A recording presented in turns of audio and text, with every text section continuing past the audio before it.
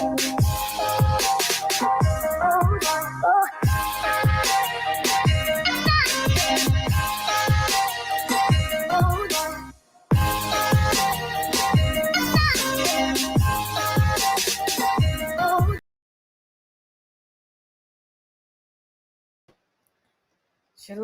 family. Shalom. Shalom, shalom. Hit 1 if you can hear me. Hit 2 if you're having issues. What's going on, family? And lights, camera, action. What's going on, family? What's going on? What's going on?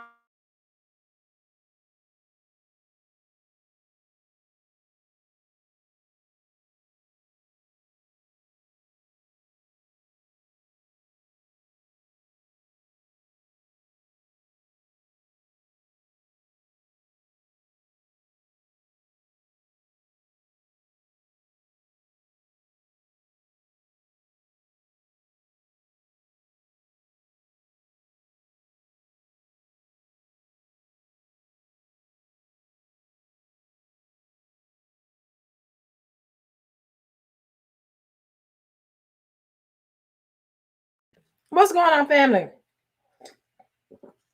Okay, this is sparkling water. So don't be around here talking about Sister E drinking. No, sparkling water.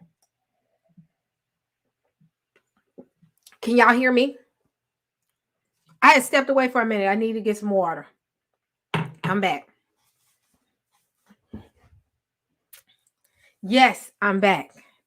Yes, I'm back. Back again. Y'all remember that song? Y'all remember that song? Don't sit there and play like y'all holier than thou and y'all don't remember that song. Come on now. I wasn't the only person listening to Eminem back in the 2000s and the late 90s. Y'all remember that song? That was Eminem, right? Yep. Yes, I'm back. Back again. You know, I'm back again, right? Again, that is sparkling water. That is sparkling water. So don't get no ideas. Let me share. Hold on.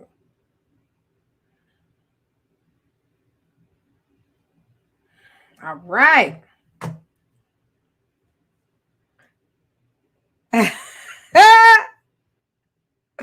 This right here is funny. I'm not calling anybody a ninja tonight, right now. Thank you. My face is trimming down. I'm trying to get this camera to not be this close to me. But thank you so much. Oh, wow. I'm trying to lose weight. I'm trying to find my next, I'm just playing, y'all. I was gonna say I'm trying to find my next husband. I'm just joking. Thanks. Don't be out here saying that.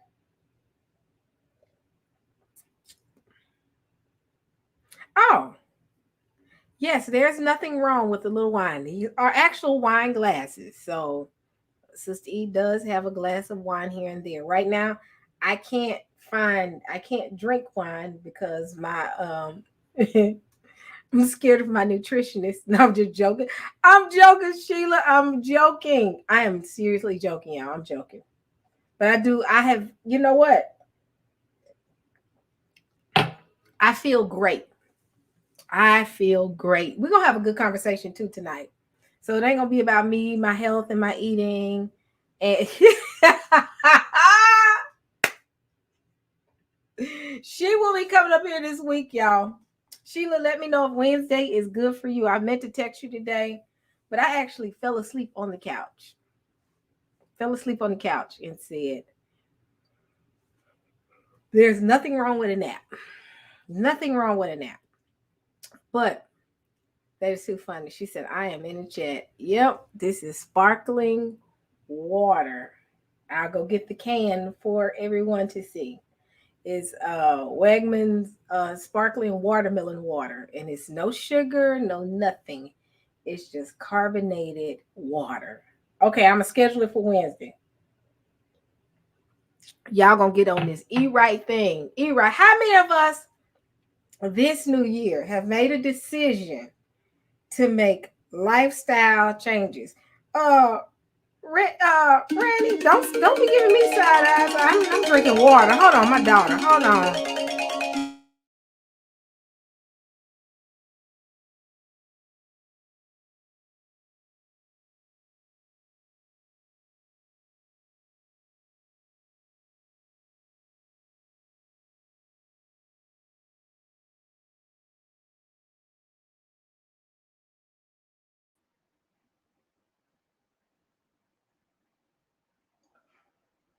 You muted.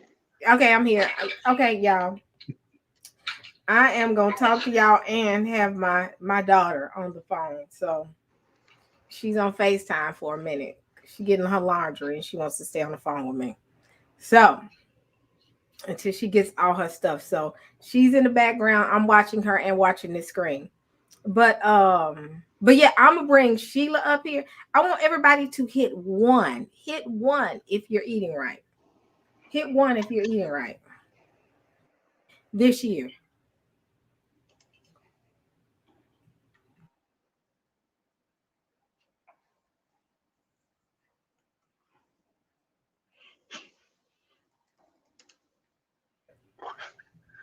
Okay. Hit one if you're trying to eat right. Who hit nine?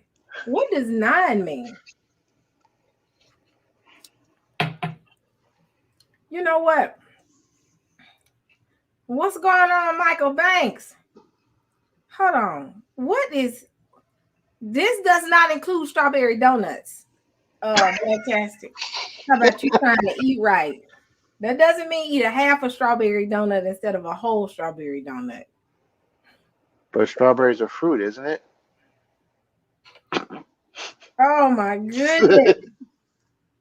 Yeah, he said that's a part of the fruit family. Mr. Space, you're on you're in your seventh day. I am actually on day. I think this is day 8 or 9. I can't remember. So, what's going on, Aerospike? Aerospike, I want you to get up here and you know what? Where is Red? If Red want to come up here, he can. I'm gonna be careful with dropping this link though. Everybody keeps saying be careful with this. I'm gonna drop this link. Red, you welcome to come up here. Black Tastic, you welcome to come up here. A couple of others are welcome to come up here, but I'm monitoring it because it gets wild now. I had to be careful. Yeah. I'm eating seaweed. Oh my gosh, you're eating seaweed. Okay. So we get ready to talk about just space, metaverse. We finna have space age tonight. It's gonna be space. So all my geeks, all my nerds, come on. Me being one of them. But I have not delved into everybody said be careful. Yes, I have to be careful. Um I have not delved into metaverse. So give us an idea while I'm watching my daughter go to the laundry area and I'm watching and you talking, give us an idea of what metaverse is. Okay. Well, metaverse. Well, said unlike how it's usually being, promoted, like even on social media and so forth. Metaverse itself is kind of more of an idea and a philosophy that happens to basically incorporate technology to manifest that philosophy within the culture. That's a breakdown for me of what the metaverse is. It's the idea of being of transversing uh, culture, society, societal norms, and so forth, and bringing it into the electronic realm. So those of us, okay, an idea that a lot of people have probably heard a lot of this before, but those of us of a certain age, do you remember a movie called Tron that came out back in 1982? Yeah, I remember the movie Tron. I Okay, yeah. remember. And I saw the new one too, both of them. Oh yeah, great movie. That's how I'm trying the movie 21 times when I was a kid. So that kind of tells you I was deep into it. So the idea of Tron was again that a human being was trying, for those who haven't seen it, it's about a character whom basically goes up against a supercomputer who uses a laser to translate this person into the electronic world, basically another dimension in of itself that is inside the world of computers. The metaverse, I would say, is version 3.0 of that, because this I say the first idea of a metaverse, after Tron, was to me the internet. When all of a sudden the world became much smaller because we all started getting online. We get the little discs in the mail that said AOL. Yep. And even before that, there was CompuServe and I believe Prodigy back in the late 80s and early 90s, where it was nothing but text on a screen. So later on, when we got AOL, we started getting email. Early, as the 90s progressed, we started getting this thing called a browser. Yep. Now, all of a sudden, the world was no longer textual, it was graphical. And so now we started seeing things. We started seeing movies, or images and so forth. And as processing power got more and more advanced, we started seeing, full view movies play out on our computer screen. And come the 2000s, all of a sudden we were beginning to share these things. So we began to have shared experiences online. So if we just start again, exactly, Mosaic, that was like one of the first browsers that came out besides Internet Explorer 1.0. So again, as the technology progressed, the world became smaller. We were all connected. Back in, when I was a kid, you say, oh, you want to talk to somebody in China? You're going to have a long distance phone call, and it's going to cost you a fortune to do so. Now, you hit a button and you're talking to someone on the other side of the planet. Yep. You're connected to a person in a completely different culture with completely different societal norms. But now you're sharing that space with them. So the metaverse is the digital analog of basically the world that has everybody involved, that can basically, a person can become anything they want to be in this virtual world. And especially for the younger generations, that is that's mind blowing. It's like, wait a minute, I don't have to be stuck in a area where, like I said, there may be poverty or abuse or something like that. You have an escape, and what escape you do is to have put on your Oculus goggles, jack in, and now you're in a completely different world where you are essentially in control of it, or you think you're in control of it, but you're really not. So metaverse, again, it's an idea that's attached to a technology with the uh, eventually what they're trying to make is what's called the singularity. The singularity is a transhumanist concept that says basically technology and man are going to be fused together and become one entity. Yes. And it's like, that sounds familiar. Is basically a fake version of Yah's kingdom. Mm. It gives people the illusion of they themselves are deity. Because in the metaverse, I mean, what can't you do? You want to fly, you can fly. You want to be able to hurt somebody without physically hurting them, you can do that. But what did Yah say about those things? If you think of these things, you've pretty much already done them. Correct. So it's going to basically be a place of sin, of destructive thoughts, basically the heart of man being expressed in a digital world for all to see. But people won't see it as evil. They'll see it as their great savior from all the issues and the problems of, the physical realm. Mm. Now that sounds like a little markish right there. Now that right there does sound like a little bit of the other mark, you know, because people are gonna be fulfilling their fantasies in this virtual reality and don't realize that I ain't gonna say don't realize, but they're really sinning. Like, because you have no, like, for instance, if somebody wants to hurt someone in the metaverse, there are no repercussions behind it, because guess what? That person's gonna come back. Right. People are not gonna have any filters anymore. No. It's just you just can come back. You can just like with the Black Mirror's show that I saw, because eventually it's going to go from the ultimate goal being able to feel some of these things. Oh yes. You know, it's one thing to be involved, but it's another part of being able to feel what's going on. You know, so what are your thoughts? Well, definitely. It basically eventually the metaverse again we already have the philosophy that's been around for a long time already. Again, it goes back to the ancient concept of utopia. This, in a way, it's like if we take it all the way back biblically, this was this is right now is a modern version of the Garden of Eden, basically a false recreation of that. That's how I look at it. It's going all the way back to the very beginning.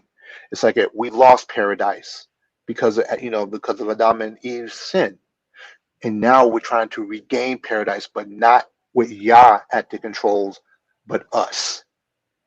And that's what essentially what this is. And so that being the case, they've already started developing technology now what's going to engage all five senses. So right now, we do have the sense of sound with it. We obviously have the sense of sight with it with the Oculus Rift virtual goggles. We also have gloves now. It's like that have what's called haptic feedback.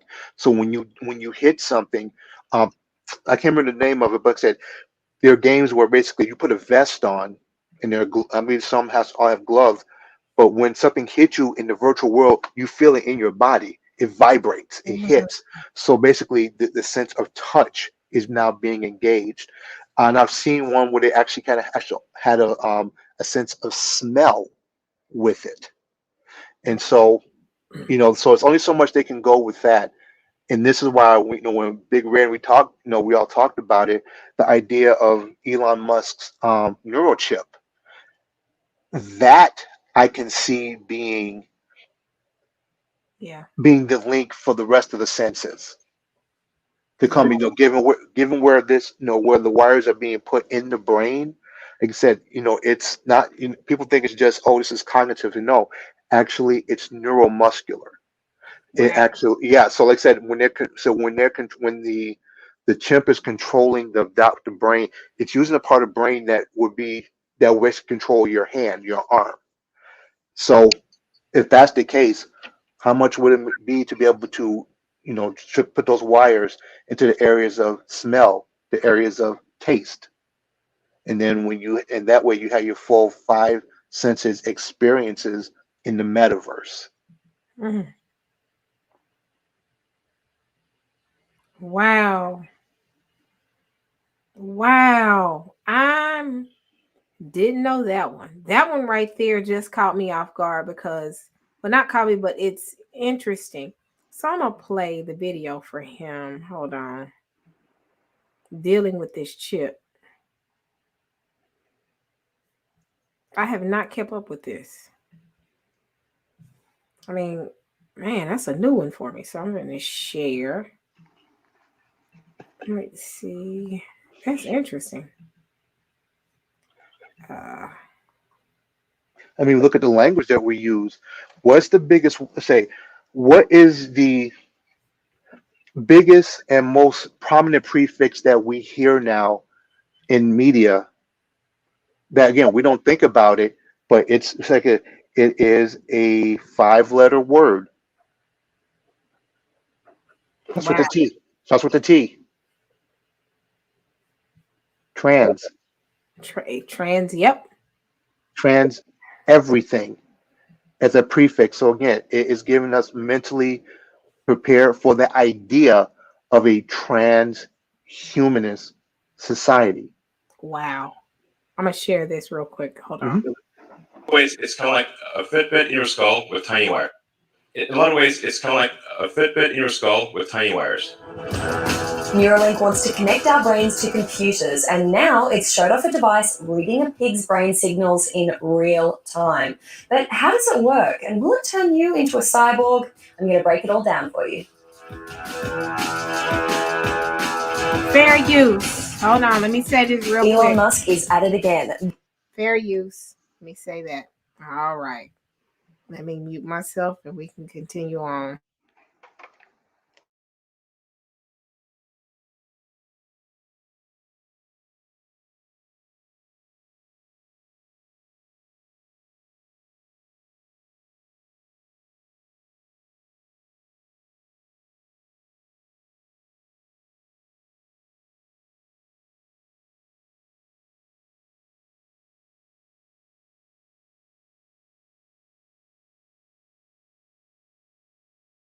This time, he was unveiling a new brain-computer interface. It's called the Link, and he says that one day it could cure everything from paralysis to blindness. Now, I'm going to explain all of this to you using the galaxy brain meme. Just think, starting off basic, and then I'm going to blow your mind. So step one, the basics. Our brains are made up of billions of neurons, cells with long, spindly arms that send messages via electrical spikes. Those spikes in electricity travel between neurons in a chain reaction, sending messages to the parts of our brain that control speech or movement, for example. When you move your arm, that action started as an electrical spike up here, which leads us to the second part of the galaxy brain meme, how Neuralink plans to read those electric spikes. According to Neuralink, your brain cells are kind of like electrical wiring. And rather than just having neurons sending electrical signals, those signals could be sent and received by a chip. Elon Musk unveiled Neuralink's implantable brain chip, the Link version 0.9. It's a brain-computer interface designed to be implanted directly into the brain by a surgical robot. Same-day surgery without a big incision or general anesthesia. You remove about a coin-sized piece of skull, and then you can just walk around right afterwards. It's pretty cool. The chip plugs into your brain directly via tiny microscopic threads. They're about 1/20th of the width of a human hair, and they connect with the neurons in your brain to receive and send electrical signals. Importantly, Neuralink says these electrodes won't damage your brain. If they're inserted very carefully, so that the robot actually images the brain and makes sure to avoid any veins or arteries, so that the electrodes can be inserted with no noticeable damage. You sort of think like if you stab something with a wire, surely it will bleed, but actually at a really small scale, it does not. Now, I can't believe I'm giving you specs on a brain chip, but here we go. It has an all-day battery life, wireless charging, and it's designed to wirelessly connect to your phone via Bluetooth with a range of 5 to 10 meters. And the whole thing, the chip, the surgery, the full cyborg experience, will start off expensive, but Musk says it'll hopefully eventually only cost a couple of $1,000s. He wants it to be about as expensive as laser eye surgery. Okay, so you're with me so far. I'm going to expand the brain meme. We're going to Sparkle Brain, and this is where it gets weird. Elon Musk did a demo and brought out 3 live pigs, one without a brain implant, one who'd had a link implanted and then had it removed without any issues, and a third pig named Gertrude that had had a chip in for 2 months. We got to see a live reading of the neurons in the pig's brain, firing in real time, specifically the neurons that were sending and receiving messages from her snout. So what the beeps you're hearing are real-time signals from the Neuralink in Gertrude's head. So this Neuralink connects to neurons that are in her snout. So whenever she snuffles around and touches something with her snout, that sends out neural spikes, which are detected here. We also saw the chip predicting the pig's movements based on brain activity.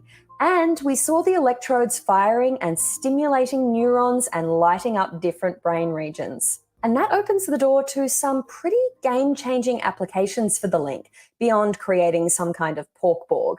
Neuralink's head neurosurgeon, Matthew McDougall, said the first trials of the Link would be aimed at treating things like paraplegia. The company said it received FDA breakthrough device designation in July. Now, that's not the same as FDA approval, but it is a fast track to getting a medical device out in the field. But Neuralink doesn't want to stop there, and that is where we go full galaxy brain.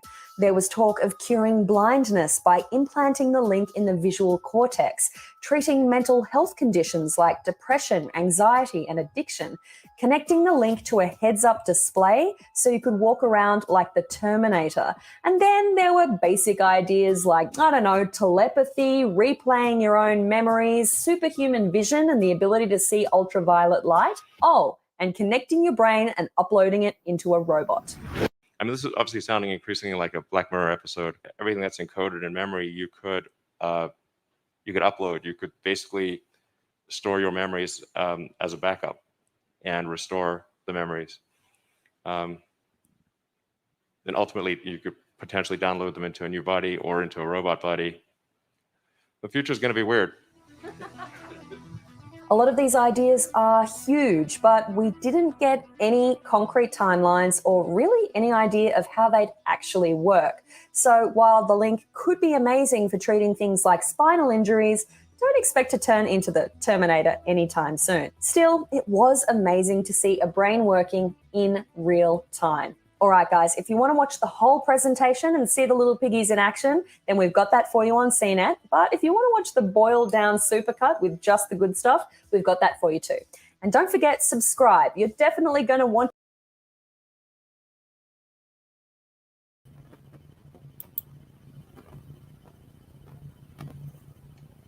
All right, guys, what are y'all's thoughts on that? What's going on, Rohan? Welcome. Oh, shalom, sister.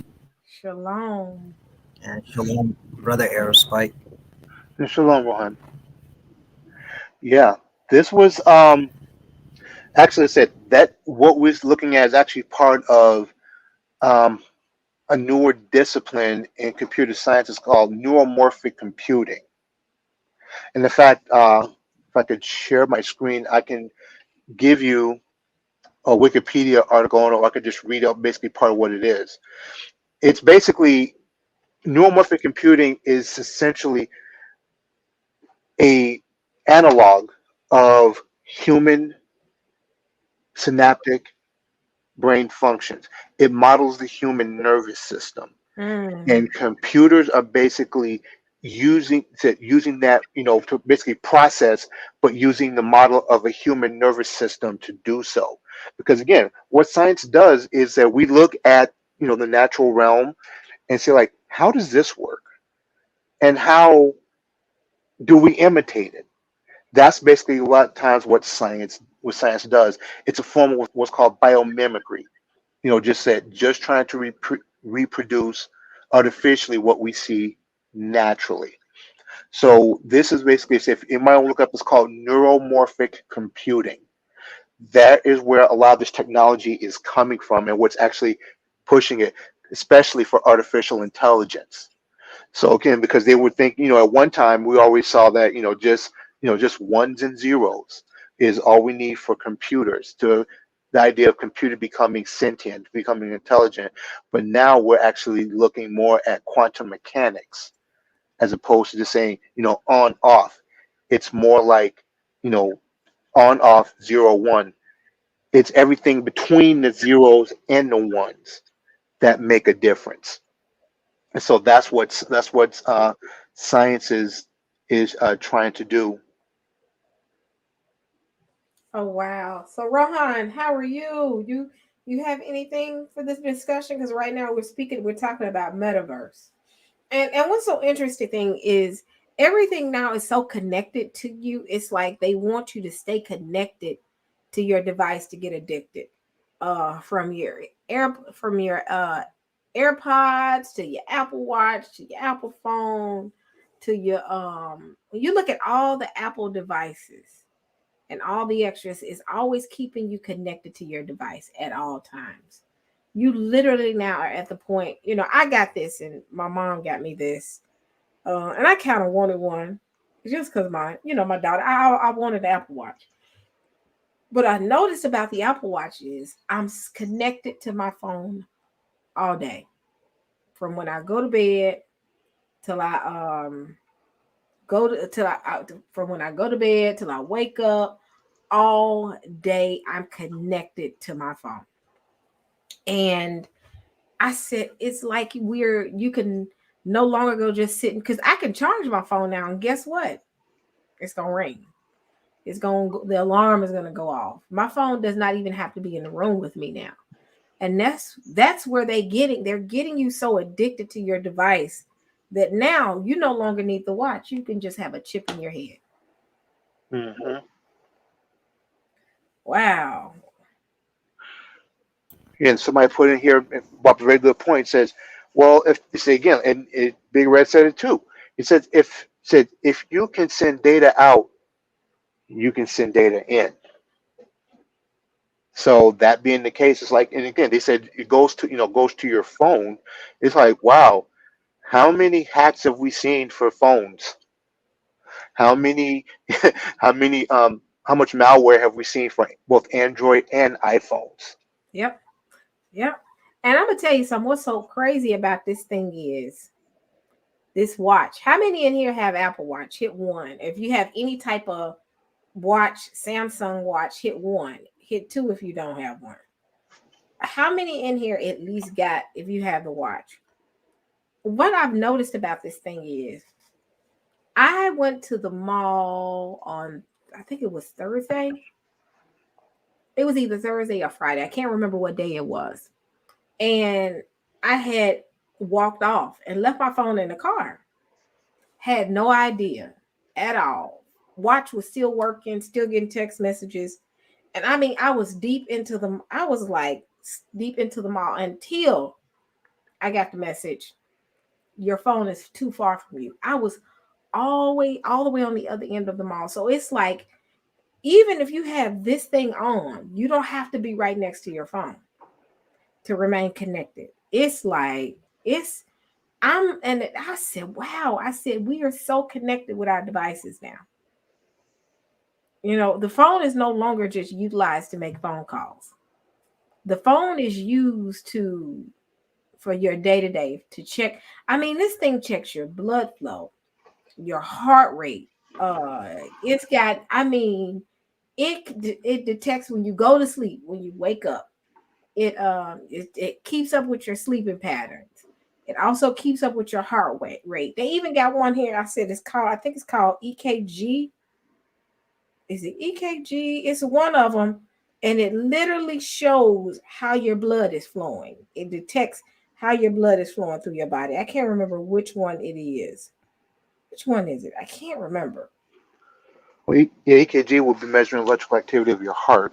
Yeah, it's not that. It's something else that they call it. Not EKG, but it's called something where it detects, it can literally see it is called ECG. That's what it's called, ECG.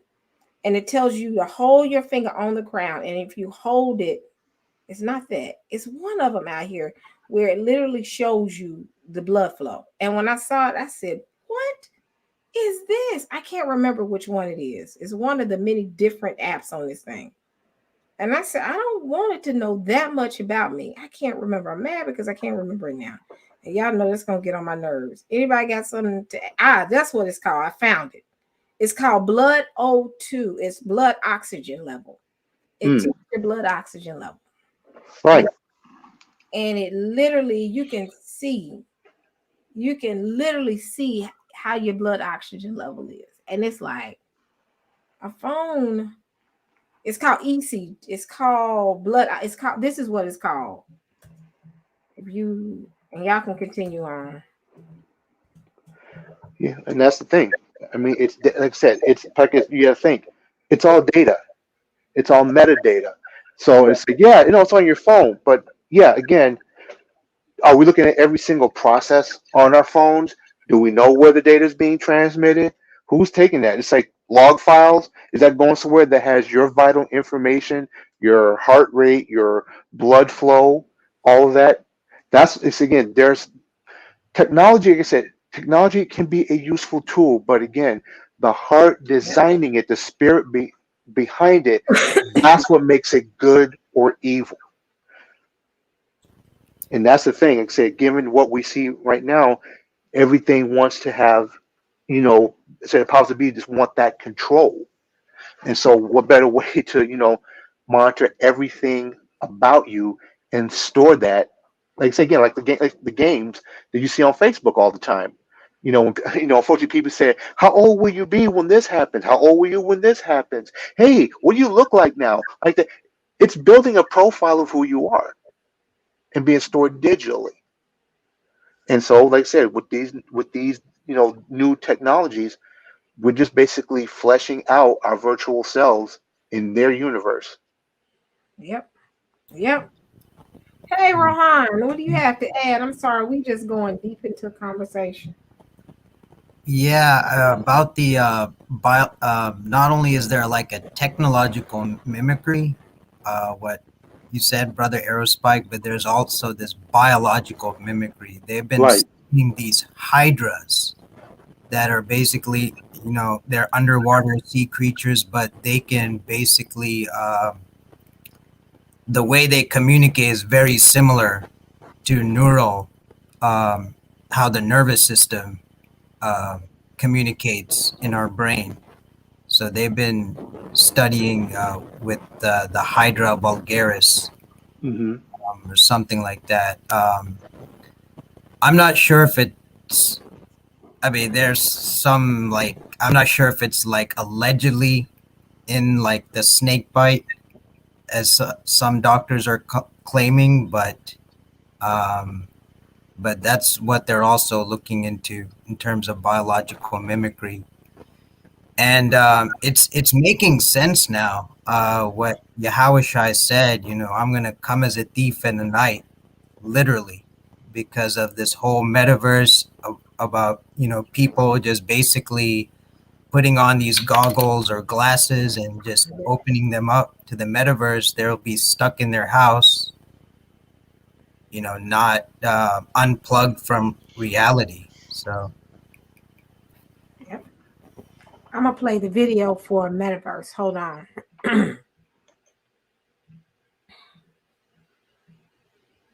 Let's see.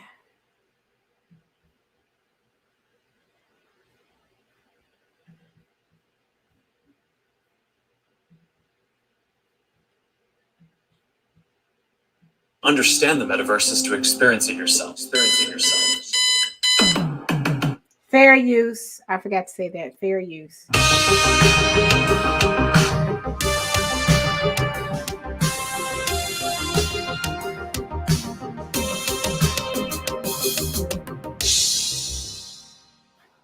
Yeah, I definitely don't feel very well right now. And you wouldn't feel well either if you attempted to spend 24 hours living in virtual reality or the metaverse. Don't know what the metaverse is? That's okay. I'm not sure anyone really does. But Meta, formerly known as Facebook, Microsoft, and more, are defining it as the virtual world that is the next phase of the internet. In this world, we have digital versions of ourselves, or avatars. And we call this the metaverse. And you're going to be able to do almost anything you can imagine. Get together with friends and family, work, learn, play, shop. So I decided, why wait? And stupidly, I dared myself to visit the metaverse for a full 24 hours in its current, not so great state. In fact, Meta and others will tell you that the metaverse isn't even here yet. But the best way to see the start of it is through virtual reality. And since I didn't want to pop into a headset with my kids running around, I packed my bags and moved to the Holiday Inn Express around the corner. I set a few rules. The headset can come off to eat and go to the bathroom. No. Yes, I attempted to sleep with it on. I checked my phone only if it was urgent. I had notifications coming into the Oculus Quest 2 headset, which is made by Meta. It's about to be 6 p.m., which is the start of my metaverse journey. I've got 2 headsets in case of technical issues and lots of apps and other things preloaded for different parts of the day and night. What could go wrong? Welcome to Beat Saber. Now cut the cubes in the arrow direction and match the color. That was too soon. Wait for the beat. Wrong direction. Wrong direction. She's very mean. I started with games like Beat Saber, since right now they're the most popular use of VR. And while many games allow you to play with others, I had no real friends to play Beat Saber with that evening. So I decided to go elsewhere for some social interaction. AltSpace VR, an app that allows you to hang out with other avatars in virtual venues. Okay, I'm going to customize my avatar for a night out. I guess in the metaverse, I could have short hair. I wasn't exactly prepared for what would happen next. I guess I'll go to this campfire hub. Hello? Yeah. As soon as I was in the public area, I started hearing people talk and chat, and apparently there are no masks in the metaverse. I was dropped into an area with lots of trippy little Lego-looking people, and I attempted to interview them. They're a journalist, Oh, wow. I want to learn what you guys do in here. Pretty much everything that you would do in the real world. I knew I had really made friends forever when they asked me to go to a comedy club by clicking on this portal thing. The club was so obviously fake, but my presence in it and the presence of all these other people felt really real. Do you guys have wine? Yeah, of course. Wine, everything you want. Just imagine. I even felt awkward when the comedian hit on my avatar. The girl that was trying to find out your name, but I can't because my hands all. I'm trying to be subtle. I spent a good amount of time in AltSpace and came away thinking it's like an AOL chat room evolved, which I'm not sure is a good or a bad thing. I need to relax for a moment. Meditation app is launched.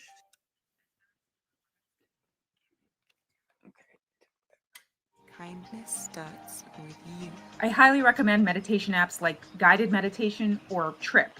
It's oddly relaxing and peaceful.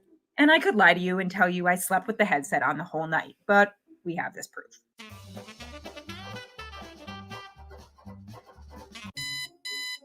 I woke up feeling refreshed. I pulled up some morning reading in my web browser. Got Google News over here, the Wall Street Journal website over here, and Instagram over here on the right. And had breakfast at the foot of Machu Picchu with a llama in the National Geographic app. It's funny, this animal has legs in the metaverse. Why do animals get 4 legs in the metaverse and we get 0? And then I had a pretty fun and intense workout.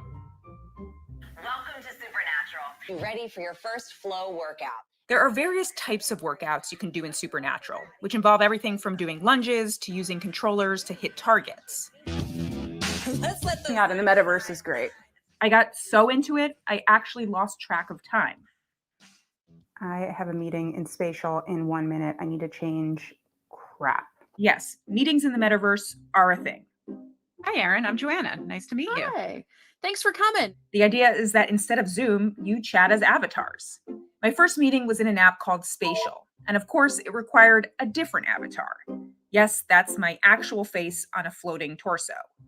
I met up with the co-founder of Spatial, Anand Agarwala, in an NFT art gallery with works from Ken Kelleher, aka Anchorball, on display. And this is a great stop because it turns out I'm in an NFT art gallery, which sounds like the metaverse to me.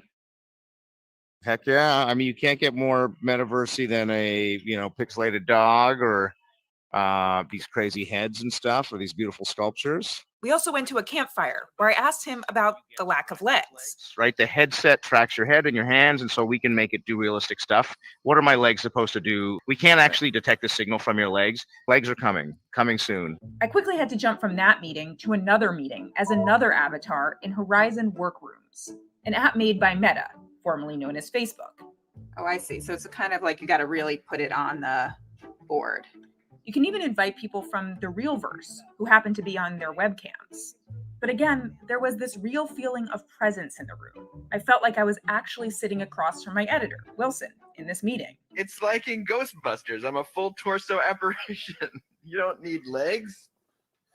Oh no, Joanna's looking under the table. That's so scary. Yes, meeting Metaverse is fun if you don't do it for 4 hours on end. That was so much time in avatar meetings. My eyes hurt and my head hurts. So what did I learn from this adventure, other than I'd never recommend you do this? Well, a few things. It's clear why big tech companies are fighting over this. There's an opportunity to build the underlying platform here. One avatar with legs, living across games, workout apps, meetings, and more.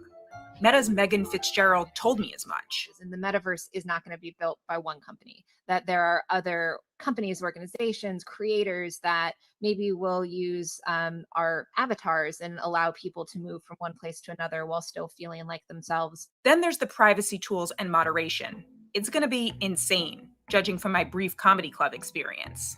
And then headsets will need to be smaller and more comfortable and run for longer on a charge. Thank you guys. My headset's going to die in 5 minutes. So yes, it's certainly the early days of the metaverse. But lock yourself in a room like this, and you can really see the potential.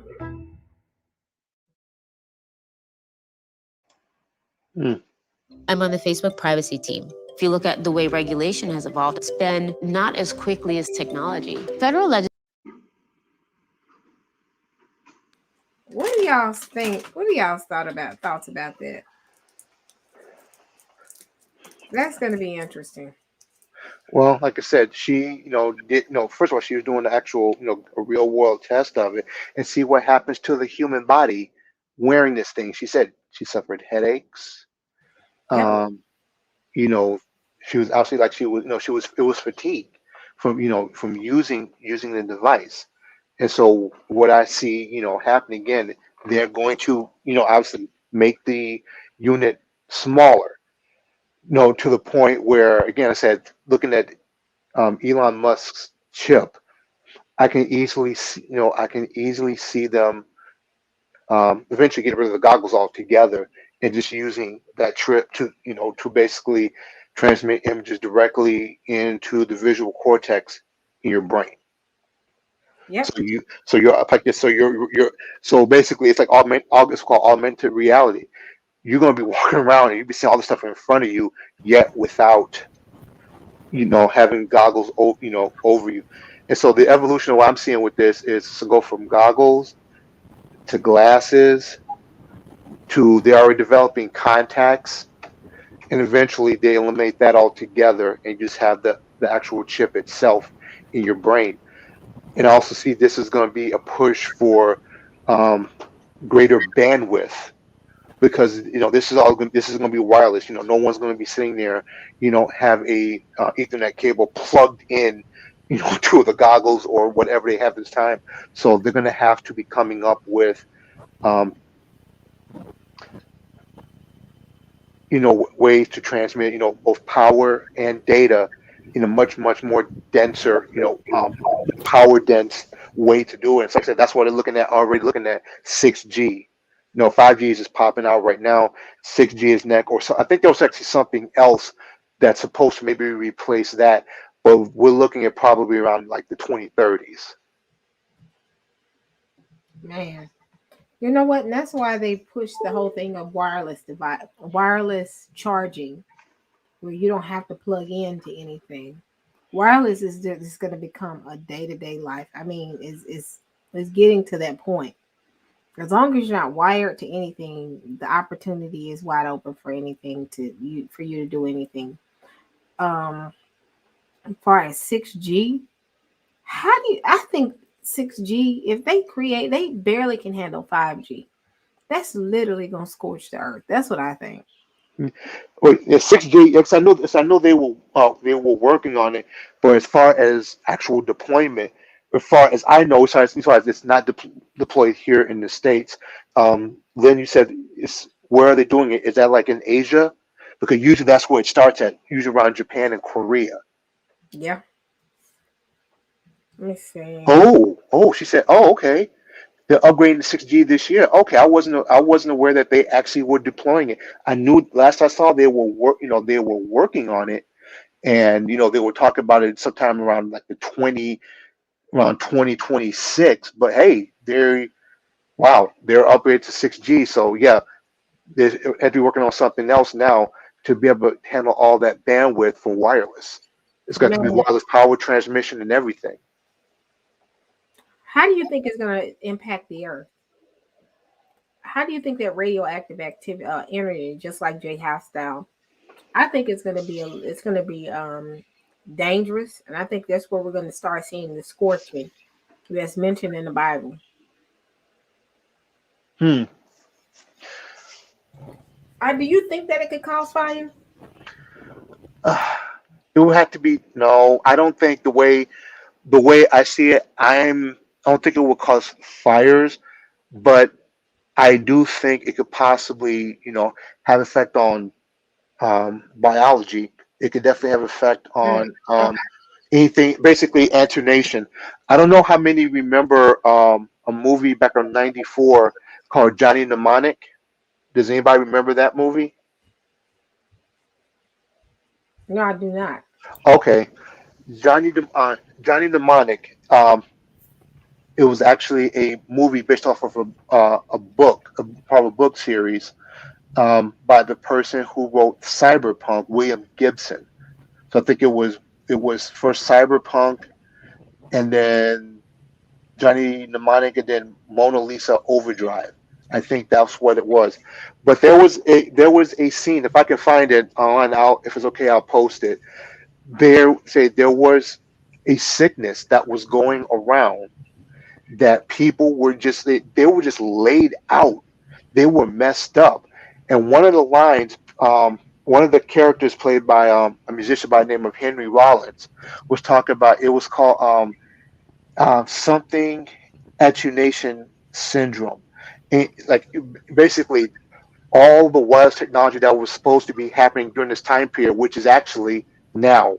It takes place, and I think it took place in the movie last year. So it was basically back in the day. So it took place that it was affecting the nervous system of people, and people were messed up because of all the wireless signals, real signals was basically messing with people's nervous systems. And so, unless they've found some way around that, I can see some people being very sensitive to that. I mean, that's still a lot of power that's being put through the air, and I think it's going to depend on how far you are away from the antennas, the transmitters. Wow. Rohan, do you have anything? Yeah, isn't that kind of like the movie Cell in a way? And I think this Yeah, the movie Cell, they turn into zombies almost. I've seen that.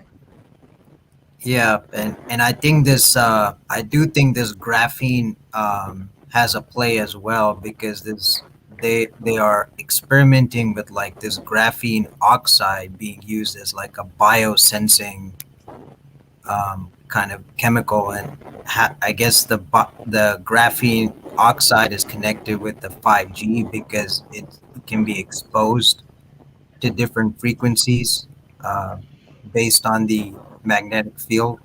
So Mm-hmm. And like I say, what we're seeing right now is not exactly new concepts. Nikola Tesla thought about this stuff over a century ago.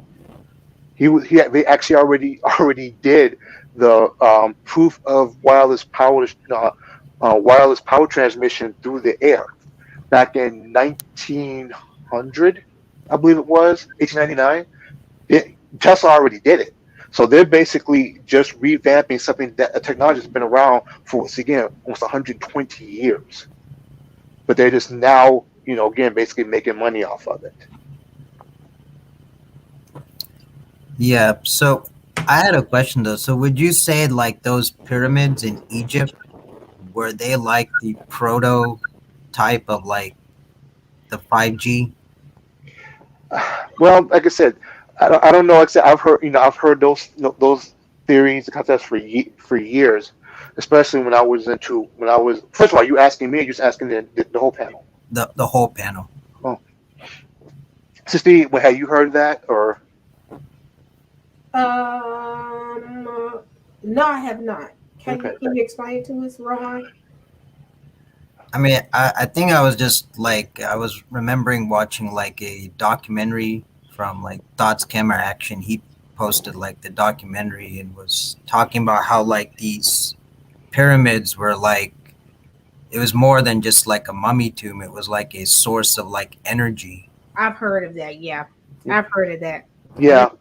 I've heard of that. That they were like connectors or like a source of energy. I've heard that. Well, like I said, as far as like I said, I've heard the same thing, especially among what they call ancient alien theorists. That talked about, like I said, the pyramids were, some type of extraterrestrial origin, which was not true. It was made by Black Africans. Basically, people look like us. That's where they come from. But the idea of power transmission To my knowledge, no one's ever measured anything from it. Like I said, if somebody else, knows about it, I said I have never heard them actually um, doing anything like that. The one thing I could say now, I have to say that the pyramids that we see now is not what they look like back 4,000 years ago. The pyramids back then had white limestone covering them, and there was a gold at the top of it. It was made of gold, and we know gold is an excellent conductor of electricity. Again, I'm not saying that this is what they were doing, but that's physically, that's what we know, that that's what they had on there. Now, the purpose, and has anybody measured anything? Not to my knowledge. Because that's what say that's because one thing I will look for, say, if it was some type of power transmission. Again, this is if it's electrical, then it should also have a magnetic field. Again, that's propagated what's called right hand rule. The current basically going forward, perpendicular to that, to the direction of the charge is the magnetic field. So if there's some type of electrical charge going on there, we should be able to take a magnetometer, go there, and register something. And if we don't, then I would have to question, was there anything here? What about it? What about the pyramid itself? What about the material itself conducts electricity as we know it? Unless if it did, it would have been what they would have had on the pyramids back then that no longer exists. Because my understanding is they took all that limestone off the pyramids and made the city of modern Cairo. Welcome, Big Red. What's going on? Shalom, brother. What's going on? What's going on? Yeah, you won't find that on those pyramids anymore because the limestone was taken off, but the pyramids had gold tops and limestone covers and the water underneath it for cooling. They were basically chemical batteries. They were also similar. Well, it wasn't made the similar way as they were pyramids, but the same composition, a similar composition was used in India with Agastya when he had chemical batteries down there as well. So electricity has been a common thing throughout history. Yeah, they had electricity in all over back then, and they knew about it. There's even they had different proofs from different relics from the Egyptians that they had things that looked like light bulbs and whatnot. And Tesla learned all that he learned from the Egyptian. He was obsessed with Egypt. He was obsessed with their mythology, and he would go there a lot. And that's when he learned about the power being through the using the earth as a ground and the ionosphere, because the earth is nothing but a giant set of electromagnetic waves. Electromagnetism controls everything, and even frequencies control even the birth rate of animals and how patterns appear on leaves and flowers and on turtle shells and all these different things that they don't tell us about, that are very important, that are found in nature. And one of the key things about the pyramids that he found out was that same thing. He had a plan to, back then it was stupid to people think to make a electrical grid where you had wires. That was like unheard of. That was like, that's stupid. Who's going to do that?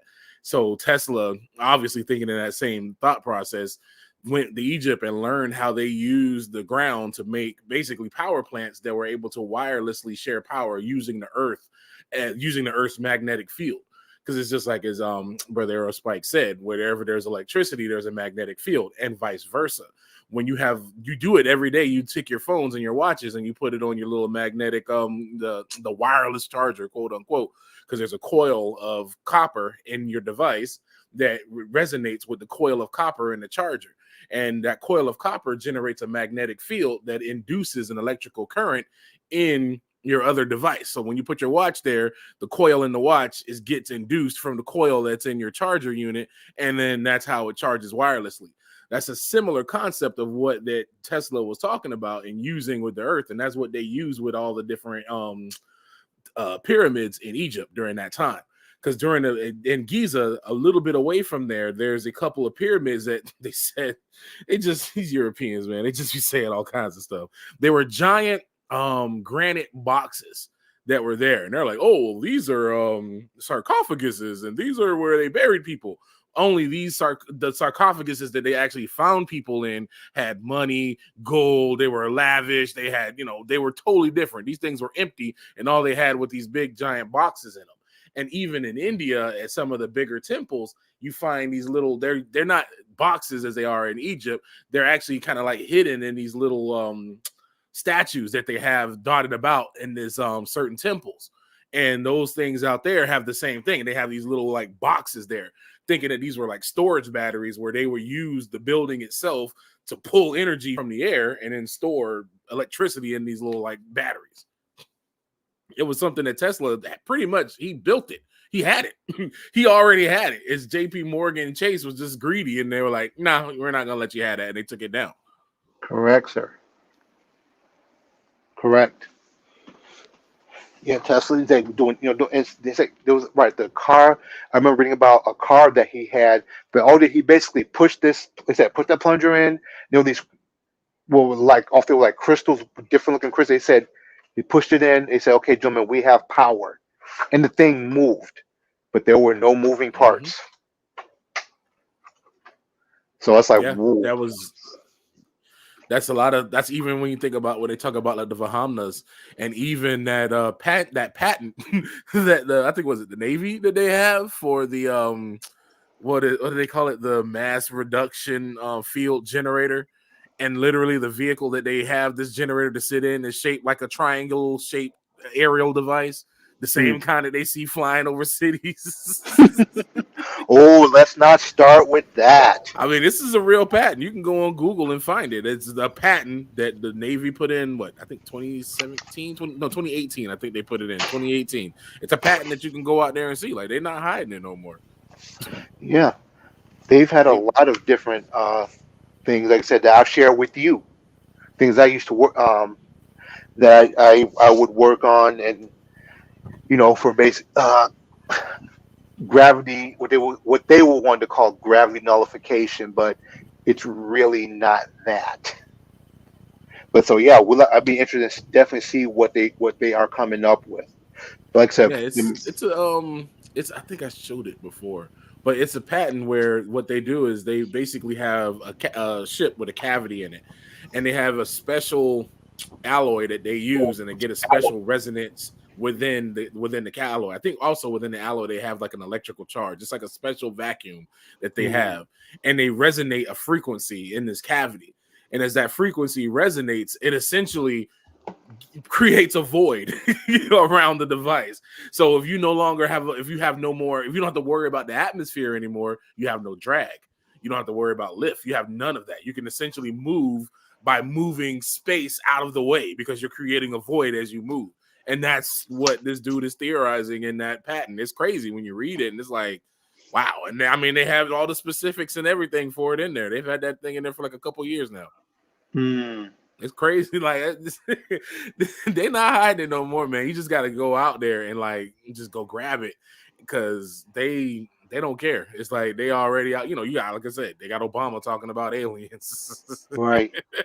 And it wouldn't surprise, like I said, again, what you said, it's not shocking, because if people remember, like I said, I've shared before I was, before the Messiah saved me, I used to be heavily, especially as a kid, heavy into UFOs and ancient astronauts and all kinds of, all that nonsense. And so, yeah, I read about, the different, it's like the shapes of these so-called objects. They're all circular, flying around without any visible means of propulsion.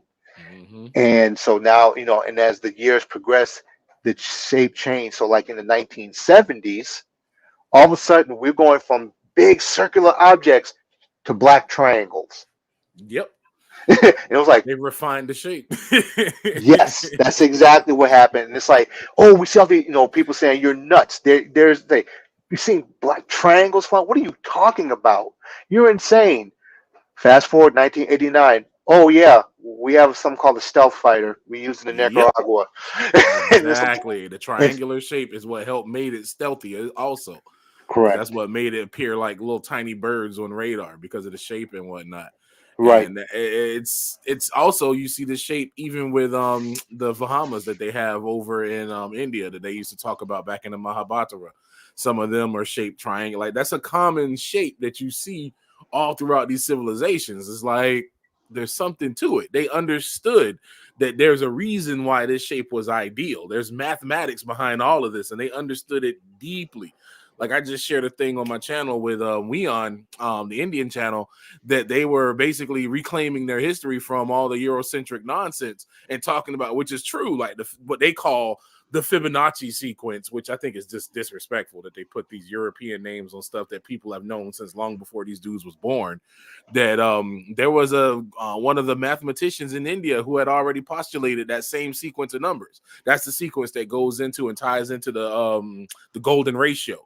It's like a way of factorization of prime numbers. It's crazy. It's absolutely crazy because once you start doing this sequence of numbers, you eventually get into the golden ratio and then just go on from there. It's basically Yahuwah's handwriting that he puts on creation, because you can find this sequence of numbers and so much stuff. But they're just copycatting it, and that's what that whole metaverse stuff is too. Is they want to create their own world. That junk that they showed in that video with the world, like that was so goofy. Like they try to see, that's how they do stuff to like get people to think that it's just going to be some big clunky headset and the metaverse is just going to be video games and apps and little, no, it's not going to be that. It's just like you said, they're already talking today. Though I disagree with how it's going to progress. It's not going to take that long to progress. They're already testing, putting things in people's heads. So they're ready to go from 0 to 100 with this thing. Like this is what's his Neuralink. Yeah, they're already hiring for clinical trials. They're ready to go. They're gonna have that done before this year. They're gonna announce probably later on this year. They're gonna be like, oh yeah, we got our first human trials in, and we got our first human playing World of Warcraft with his brain.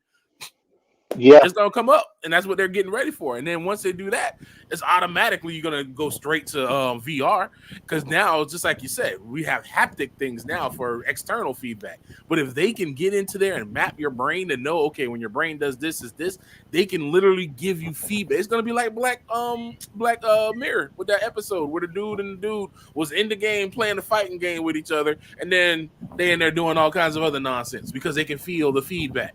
And that's how it's going to be. So it's not going to be like that little nonsense they showed with that woman clunking around like whatever. It's going to be people literally going there in their mind, in the place, feeling feedback. And it's going to be like the real world. It's going to feel, because when you get into like the philosophy of it, when they start talking about it, what is real? What is real? But just electrical impulses that your body feels. When you're, feeling wind and all that, you're feeling the reaction from your nerves on the end of your hairs, feeling the reaction of the wind. From the feel of it and how it works that it's wind, versus when you touch something, from the taptic feedbacks from these electrical signals to your brain. They can emulate that. Yeah, that's the freaky part. They can emulate that. Right. And so the issue is going to be, because you heard what the person said, it's like, it's going to be a cost as, trying to eventually get the cost down to, that of somebody doing LASIK surgery, which is still thousands of dollars. Okay, that being the case, what happens to the people who are straight up poor, who can't mind like that? It's like, what happens to them? Metaverse ain't for you. It ain't for me. It ain't for none of us. It's for the chosen. It's for their selected few that are going to have their high level access, and then the other ones that are going to be their slaves in their system. Because you heard what dude said, you're going to go to work in your metaverse. You're going to go in there into your little metaverse cube, and you're going to be doing all your coding, because that's the future. The future slaves are programmers. They're not going to be actual people working in coal mines. You're going to be app builders. It's going to go from coal mines to app building. That's the new slavery. Like when you look at how you can even see in how they treat the app programmers right now. They put a lot of big numbers on how much these people make, but they have no personal life. All you're doing, you're expected, especially like I used to want to go into video game programming. I'm so glad I didn't, because they get treated like pure garbage. They do crunch, which means that you basically are expected to work overtime. Like they usually sleep under their desks. Like this is a common thing that I've heard from multiple people watching documentaries about like amazing games that I've enjoyed. And I'm like, dang, these dudes were sleeping under their desk just to get this junk done. Couldn't see their family for like 3 weeks because the company declared crunch time because they wanted the game done at a certain time to meet certain money for their investors. That's the only reason why. I mean, the game could literally wait, but they don't want to do that because it's like, oh, the investors and the money. So they doing that for video games. Imagine how they doing that for big systems and big apps and big things like that. Like that's how these people live. It's going to be a new set of slavery. It was like back in the day, you had the little kids in the coal mines. Now it's the little kids learning the code. That's why they got STEM everywhere. Right. The digital salt mines of the 21st century. That's it.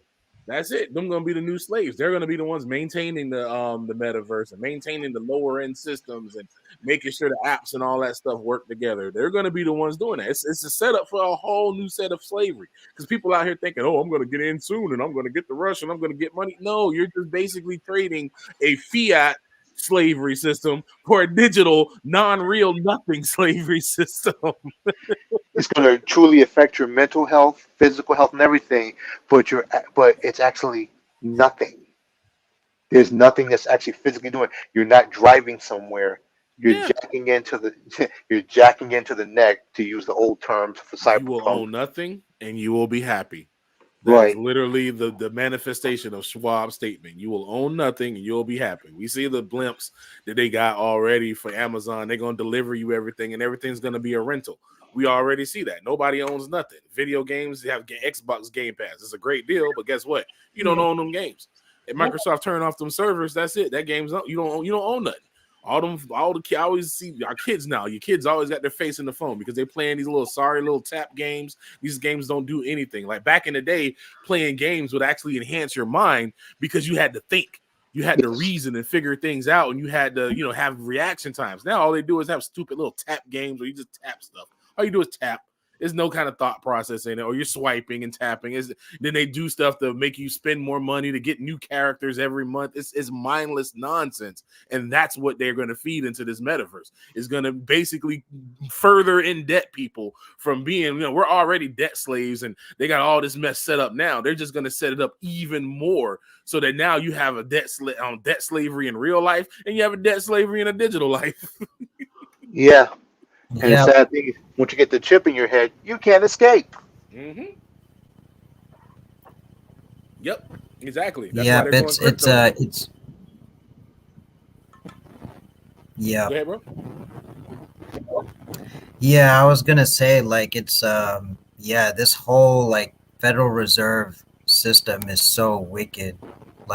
It's even goes back basically. From what I read, there's this altar on Jekyll Island in Georgia, and it was basically a Canaanite altar, and there was this house that was built. These wealthy guys built houses on top of an altar that was used to sacrifice babies, and that's where the Federal Reserve. That's where Rockefeller and the Morgans. They were planning out the Federal Reserve on top of an altar. Are you talking about in New York where Wall Street is on top of a African burial ground? No. This is in the Federal Reserve.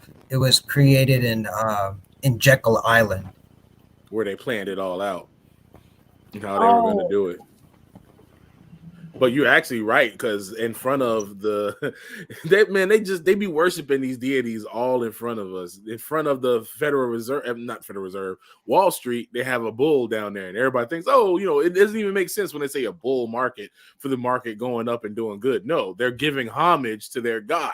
That's the bull of heaven, the same crap that our ancestors were twirling around when Moses came down from the mountain. That's that same deity right there, the bull of heaven. In the cult of Mithras, the old, one of the old school versions of the Freemasons, they worship that cult. It's Jupiter worship. Gilgamesh, he fought a bull. It's always about these dudes fighting bulls and the bull of heaven.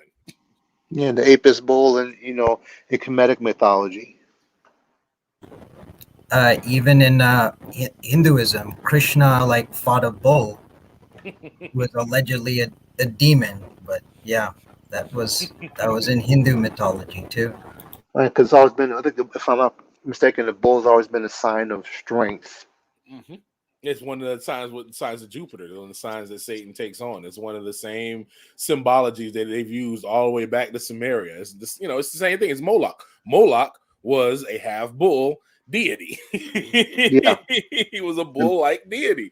This is all Moloch, child sacrificing deity worship. It's the same stuff. It's the same thing from Babylon. They got all this stuff on display. Right, and the Greeks adapted it as the Minotaur. Exactly. All of that stuff ties into that. The Minotaurs actually were real.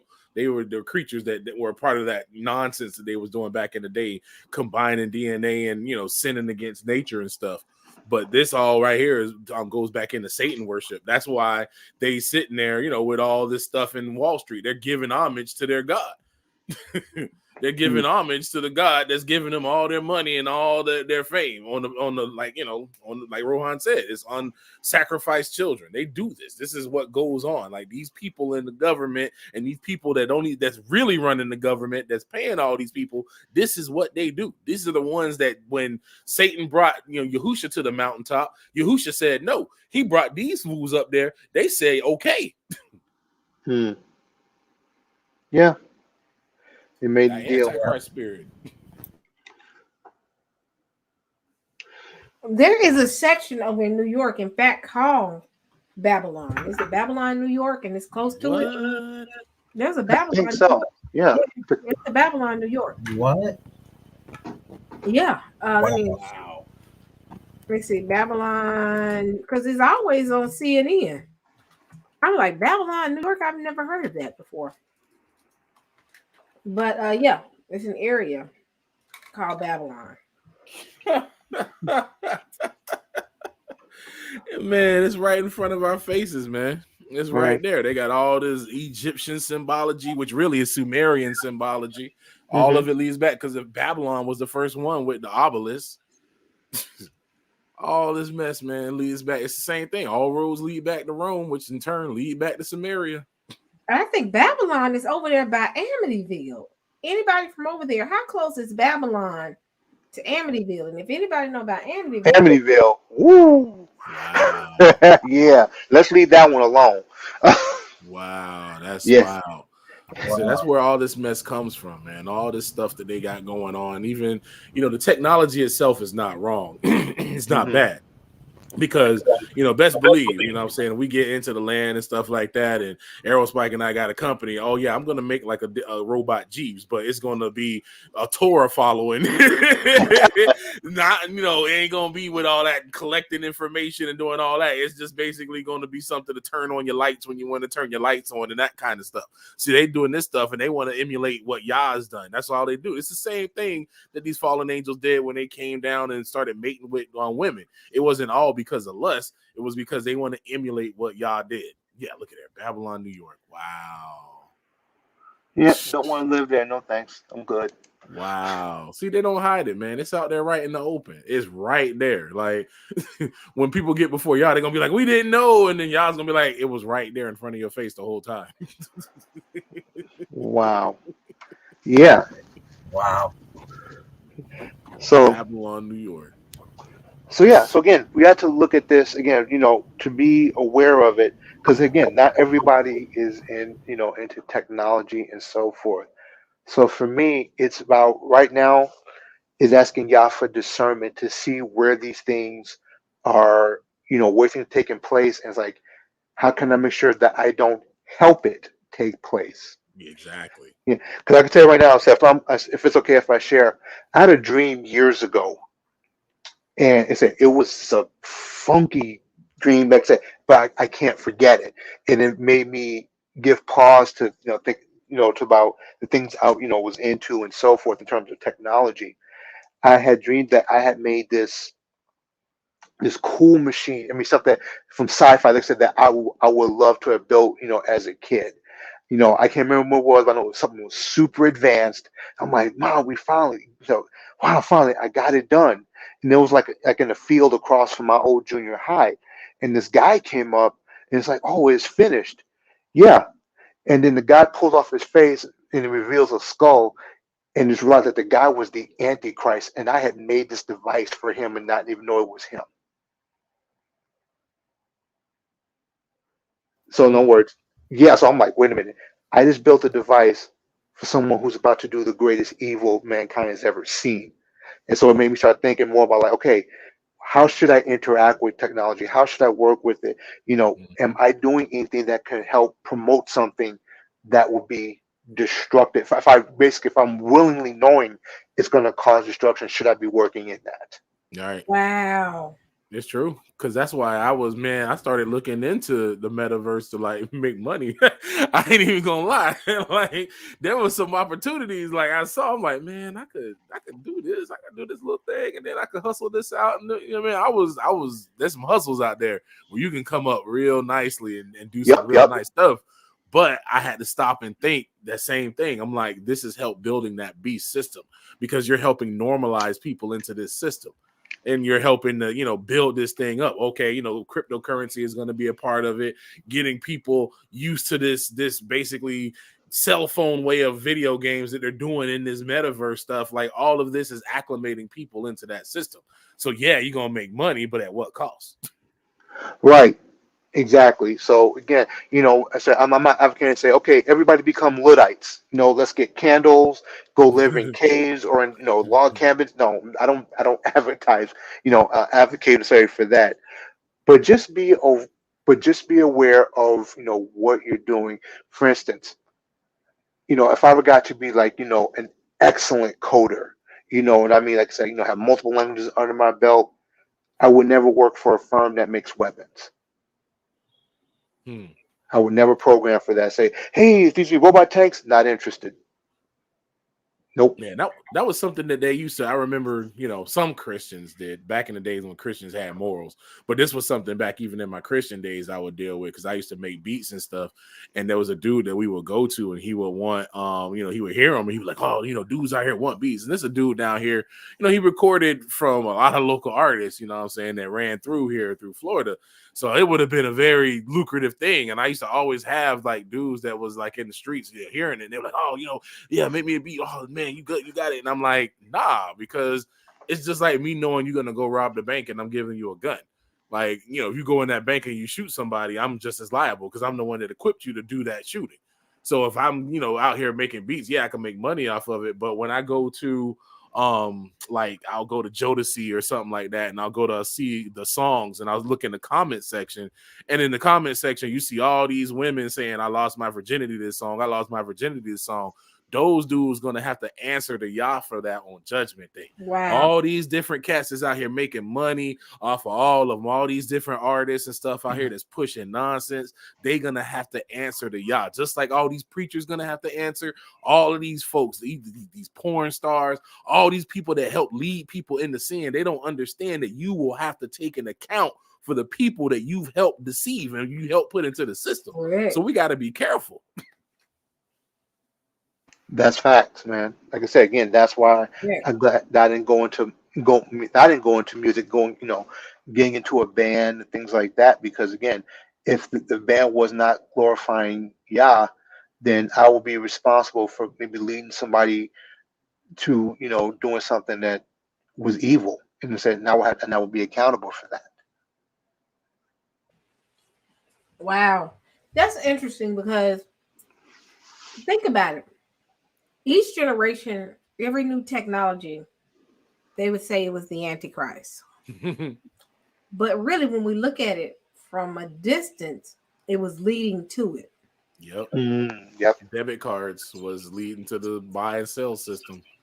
I think everything is going to ultimately lead to him. Like the first thing, like great example, they said electricity was the Antichrist. Television was the Antichrist. Computers and cell phones, the Antichrist, leading to the Antichrist. Everything I think was not the Antichrist Satan ain't as dumb as we think he is. No. He ain't gonna just come out and say, aha. He gonna he's not. He gonna lead you slowly but surely. And another thing I told someone, I said the devil will never call himself the devil. The devil will be within the church and you don't even realize it. Boom. The Antichrist ain't Boom. come out of Satanism itself. He'll come straight out of the church. Yeah. Yeah, because he's like an angel of light. They'd be like, "Oh, this dude is cool, man. He got all this stuff. This man. It's like who say? What the scriptures say? You know, who is like unto the beast? You know, who can make war with him? It's like why? It's like why is it not so much that he's fierce, is that he's loved by everybody. Like, why would you want to? I mean, he said he cleaned up our planet. We're now all one. Yep. And he's not gonna have any natural affection to women. No, that's why they're pushing that all that trans stuff now, and you're pushing this, you know, this homogenized language where they're getting rid of male female denominations, and it's basically everything's becoming hybrid or androgynous. Yeah, androgyny is a huge thing. They was like, "Oh, that's new." I'm like, "No, they've been doing that for like thousands of years." Boy George. Oh wow, yeah. Yep. It's been going on since Shakespeare's time when the men used to play women, and a lot of the different royals were actually cross-dressers in those pictures. Man, there's so much stuff. Man, there's nothing new under the sun, man. They've been doing this for years. Kabuki theater. Yeah. You know? Yeah. Kabuki theater. Samurais were super gay back in the day, man. Mm-hmm. They used to say that the love between men was more pure than the love between women because the marriages were arranged for politics. So they felt like their gay love was real love. Oh wow! Yeah. Further than that, Rome. Oh man, the way they depict stuff now is interesting. Like the knights, they always, Europeans show the knights as gallant people. The knights were jerks. They were pure selfish jerks who used to go around stealing people's lands and raping women. That's exactly what they did. They were medieval biker gangs, basically. Because wasn't it like what was that? Greek or Rome? That right before they would go to war, they would have sex with each other. Who was it? I think it was both of them. Yes, both of them was twisted up. Said the 200. Everybody loved that movie with the Spartans. Didn't they say the Spartans was kind of? That's who it was. I think it was the Spartans. It was like right before. Yeah. The movie. It said I think like Leonidas was talking about. He called the Greeks like this. If you watch this thing, he called them the Greeks. He called them boy lovers, but he did it with some disdain. Like they was into that nonsense and stuff too, man. That was rife over there. That's why the Maccabees went in and did what they did, because they was building gymnasiums, and gymnasiums in and of themselves were nothing but just a bunch of men naked grunting around with each other, like wrestling and all that crap. That's why wrestling always looks sus to me whenever I see it. I'm like, man, why is wrestling? It's a sport. Yeah, because they used to do it naked. You want to wrestle? No, I'm good. They used to do it naked. But I saw somebody say that the Romans invented all that, the sexual immorality. Nah, they were doing that long before the Romans, man. They was doing that long. Oh, wait a minute. Oh, yeah, you got Sodom and Gomorrah. They wanted to sleep with the angels. Yep. Yeah. Oh, no, Sodom and Gomorrah. Even before that, when you read about them in Jasher, man, they used to have, it was an annual event that they, number one, they used to just mess people over. They had the most twisted politics, which sounds a lot like a place we live in, where, they was just basically twisting the law for all kinds of nonsense. And once a year, there was a valley that everybody went down in the valley with and swapped wives. Who was it in? Great example, another one. And I forgot which book it was. The Death of the Concubine. Oh, that's in Judges. Yeah, in Judges. Was it horrible. First? Didn't at first they wanted the man? Yes. And they sent the concubine out. Yep, and they tore her to pieces. The Benjamites. Was it the Benjamites? They wanted the Benjamites. Yep, they wanted the man first. And they said, and they sent the woman, and they literally raped her to death. Yeah. That's the Bible. That's in Judges. It was horrible. Like I said, read that. It made me sick. I was just like, the level of wickedness to do something like that to another human being. Yeah. I mean, the depravity is beyond, like I said, it's beyond. And whew, like I So said, Israel had issues too. Oh Israel, yeah. them Benjamites, they said had issues, and when they talked about that, I was like, wow. And most of the humans were in the pre-diluvian world, antediluvian time. They were melanated people. Yep. They were all primarily melanated folks. And even before the angels brought in their nonsense, that's why Abram was so scared with his wife, with Sarai, because Sarai was beautiful. And he didn't want nobody in Egypt. He ain't know nobody through there. And it was common back then that if you had a beautiful wife, they would kill you and take your woman. I mean, did not David do that? Yeah. David did that. David took that man out because of his wife. That was a common practice that they did back in the day. If they wanted your woman, they would take you out. Yep. So I think they did. They said at the end of it, I think they didn't the Israelites wipe them out. What happened to the Benjamites after they did that? I think they did come down there and they went on a spree of murking people. Yep. Yep. They was regulating hard. Man. Yeah. It was no joke. Yeah, it was no joke. In fact, I should look it up. Y'all go ahead. I'm gonna look and see the account of that, what happened. Yeah, that's in Judges, I think 19. And it's the concubine of a Levite. I think that's what it is. Yeah, he was a Levite priest. Yep. Mm-hmm. Yeah, see that person AS posted that thing in Jude. Sodom and Gomorrah. They did fornication and went after strange flesh. So they was having them little town orgies, did yearly things doing that, and they was also messing around with the hybrid creatures and all that nastiness running around. Like they was the original furries. Man, so they've been wilding out. People been even our own people, Israel, been wilding out since the beginning of time. Mm-hmm. I mean, the fallen ones. I really believe that the fallen ones is true. They were angels that were coming down and messing with some of these women because, again, they make a big deal about the Nephilim. I'm like, what is the difference with the Nephilim and human people? Why are they considered to be giants? Where did giants come from? Giants? I don't think giants come from humans. Nope. Something all that came from something else. Either they intertwined with women, or they made some genetic changes to human beings. But people like, oh, they was just extremely tall. No, not the way they was described in the Bible. No, that they ain't were just huge. normal tall. And they were also mutated. Like some of them were, mutated. Some of them had 6 fingers, 6 toes. Some of them had the elongated skulls, and they find those elongated skulls still to this day. I was watching a show called Attack on Titan. We were talking about that. Anime. And my daughter ran her because my daughter watches anime sometimes. And now she got me on Crunchyroll and some stuff on Hulu. And when I first saw it, I said, this is the Nephilim. Mm-hmm. That's all they are in the movie. The show is the Nephilim. They turn into these huge giants and then they start eating people.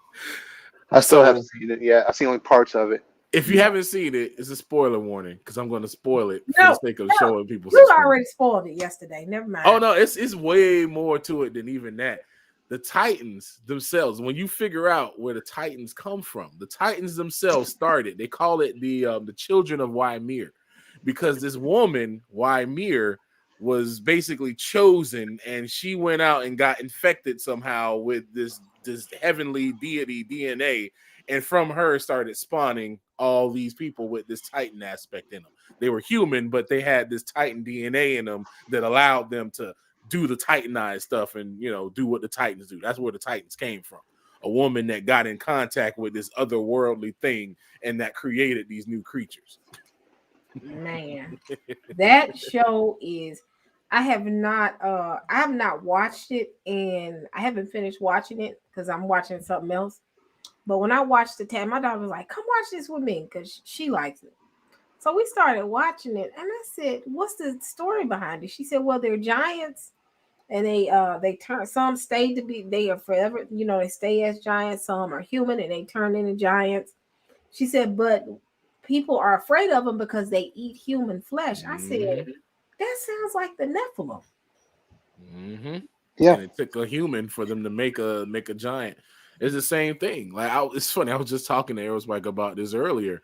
Like the big sin that the angels did, is you see it all throughout everything, even with their fake worship and all the things that they do. They want to emulate Yahuwah. They literally have a daddy complex, so they want to do what he does. That's why everything that they do is like a perversion of what he does. He has a chosen people. They got a chosen people. He has he sent his son down to die to be a Messiah. Satan want to have a son that's going to be a Messiah. That's the opposite of him. It's like the same stuff. So what they were doing when they were coming down into the humans, because we know they can take on the appearance of humans, because that's why the Bible says, be careful when you entertain strangers, you might entertain angels unawares. So angels can change their form and look like humans and come in and look like that, but they're still heavenly beings. And when they had, it's something that my mom used to say when they used to talk about cloning humans. She's like, when they clone a human, where's that spirit coming from? Who put the spirit in that body? Correct. Yahuwah is not. That's not coming from him. See, Yahuwah gave birth to humankind. He put the breath of life in Adam, and with one breath, humankind is still here. With that one breath that he gave us, we all still running off of that one. He imparted his spirit into Adam, and then that same spirit is still powering all of us this day, whether Holy One or not. It's still powered by his power. We all still running off of his power. So those angels saw that, and they like, I want to do the same thing. So they inserted parts of themselves into those women when they did that. So that spirit that came up, it was part of that angel, and it created a new thing. It created their own creation. That's why Nephilim means earthborn.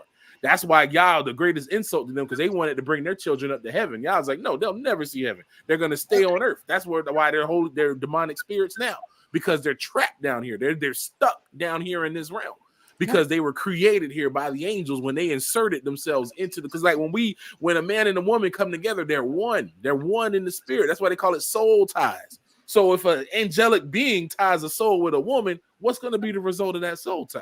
A monster. And that's what goes back into the saying, as in the days of Noah shall be these days. I really think the last days we're gonna see a lot of this subhuman or non-human being type creatures walking around. Because Darby said something to me. It said something, not to me, but said something on one of his lives that made a lot of sense. The reason people are going to be unredeemable in the last days because I don't think they'll be human anymore, or won't have a human element to them. They won't know how to repent, and they won't repent. They won't even have a spirit. Yes. They can't, because Yahusha died for humans. Correct. This is why the mark of the beast is going to be a genetic change. It's going to be something that changes you from being a human. You won't be able to repent because you won't no longer be human. It's not that Yah is just blocked you off. He's like, no, I only extended my promise to humans. You're not human no more. You're not my creation. Now you are his creation. You've taken on his image. Correct. Just like the movie, what's the show? Carbon. Altered Carbon. Yeah, and the woman said that once you take that chip in the movie, you're damned. I still haven't seen it. Huh? I still haven't seen it. I'm gonna check it out though. At the very beginning, it's at the very beginning, so it's not a spoiler. Mhm. But the woman literally said at the beginning, once you take that chip, you're damned, because you're taking a rubber body and taking your consciousness from one place to the next, from one body to the next body. You talking about altered carbon? Yes. Yeah. That's exactly what they're aiming at. That's exactly what what's his name talked about with Neuralink, because he's like, oh, you're gonna be able to rewind your memories. How will I be able to rewind memories and rewatch memories over and over again? Exactly. Because you're taking human thought, you're taking human consciousness, and you're digitizing it. Can it even be said to be human anymore? Yeah, and in fact, it would be like a nightmare you can't wake up from. Right. That's one of the things, even in this video game they just made, Cyberpunk 2077, one of the concepts is this corporation built a prison where they take people's brain chips and they lock them in these chips, and they take their consciousness and lock them basically in a thumb drive and stick them up on a satellite and leave them there. Yep. And you know what else? You notice that chip that they talked about with was it Elon Musk? Yeah. they're using to heal certain aspects of your body, like paralysis, or you won't be able to die. That's it. I always wondered when I read that verse as a little kid. I said, "Wait, how do you not?" That's why I said when I used to go to, well, not my first church. When I was a little kid, my church was they kind of stuck to the Bible, but still certain aspects they didn't delve into. I was so confused. I was like, people are gonna be here forever. They won't be able to die. People are gonna be begging to die and can't die. Yeah, for a brief time. Yeah, exactly. To say Yeah. death will flee for a brief time because of the pain. Like I said, I think this is after these are people who are stung from those creatures that come from the earth. You know, that had hair like women and tails like scorpions that torment men. Yeah, the pain would be so bad they didn't want to die, but they had to live with that pain. And it's like death wouldn't come to them. Like, nope, you's gonna suffer. And also, when you look at it from a prophetic sense, these creatures are the same creatures that existed on the earth before. These same creatures are going to come with their technology and they're going to abuse people. They're going to have people in these metaverse constructs where you're feeling everything, and they're going to be murdering people over and over and over again. I could totally see them basically selling the program where they've locked somebody's consciousness in, and all you do is go in there and just kill them over and over again in sadistic ways. And of course, the person will want and long for death, but every time they think that they're dead, they'll just revive their consciousness and do it again. And this isn't a foreign concept because the Egyptians talk about it in the Old Kingdom Book of the Dead, about how they was able to pull souls from one thing to another. They talk about it all the time with their deities, how they die and they'll make them a new body and they transfer their body by gathering their body parts. Yeah, like I said, it's just the idea again. It's what you know. It's a counterfeit. It's a counterfeit resurrection. Yep. Yep. Exactly. That's exactly it. That's exactly it. It's all to mimic to what Yahuwah has. So they can't mimic him in the real world. So they can have a digital world where they can make themselves omnipotent. They can have a digital world where they can control who lives and who dies and all that stuff. So Yahuwah controls all the systems of this world. In Jubilees, it talks about in the beginning how he made the ruach of all the different functions of the world. The stars have a ruach to them, the wind and the temperature, all this stuff. He made ruach that was designed like kind of like how in the Matrix they said, oh well, for the sun to rise, the little girl was able to make the sun rise. She was a program in the system and she had control over that part of the system, and there were different programs to do their job. And what did what did she say, the oracle, whenever you had like, you know, all these different stories of werewolves and stuff, it was a program doing what it wasn't supposed to be doing. Nephilim, angels doing what they're not supposed to be doing. They want to be what they saw Yah do, so now they can create their own world where, you know, instead of making spirits, all they got to do is have a digital AI that can control all that stuff. They'll have AI controlling all of the metaverse. The metaverse will be basically a huge AI construct like the Matrix. And what's so interesting is I think the reality of where we are far as the faith, we've become so so in the box when it comes to the faith that we can't see anything like this happening. It's like everything has to be normal. Like they say, oh, it'll be just sin. That's why he's coming back. I'm like, sin been here since the beginning of time. Homosexuality has been here since the beginning of time. Form of abortion has been here. Rape has been here. All these things have been here since the beginning of time. I said, what is going to trigger the end time? What type of sin? And I read every single time when we go to the Bible, God really dealt with man when they tried to be gods. Yes. Mm-hmm. From the Tower of Babel to even Noah and the ark. What was outside of that ark? What was it? Was the problem with what happened with the seed mixing with something that they wasn't supposed to be doing? Put it like that. That's it. I mean, every single time I said, what is going on? And I said, and when you go into it, they said, just as in the days of Noah shall be these days in the last days. And ultimately, I really, really believe based off that, that's when God is going to say enough is enough, when they're going to try to make themselves into gods. Yeah. Yeah, I can see that again. It's, you know, it's a matter of the heart. And people, you know, especially in the metaverse, could lift themselves up in their heart saying, we are gods. We can do with as we please. let me address something. This person Sharuda was posting stuff about how there's one in scripture where it says you'll be as the angels in the heaven who are not meant to have intercourse, and she's saying, oh, angels can't have marriage because they talk about that. That was the design purpose that Yahuwah designed for angels. There are still angels that haven't left their first estate. That's actually what it talks about. Even in was it in Jude, for the angels that left their first estate, it talks about that all the time, how they left their first estate, meaning that they were supposed to stay in their heavenly places and be just as Yah said. They're not supposed to get married. They were created in heaven. When you read the book of Enoch, he admonishes them, telling them that. He's like, you were created perfect. I created you as spiritual beings in heaven. You had no need for none of that.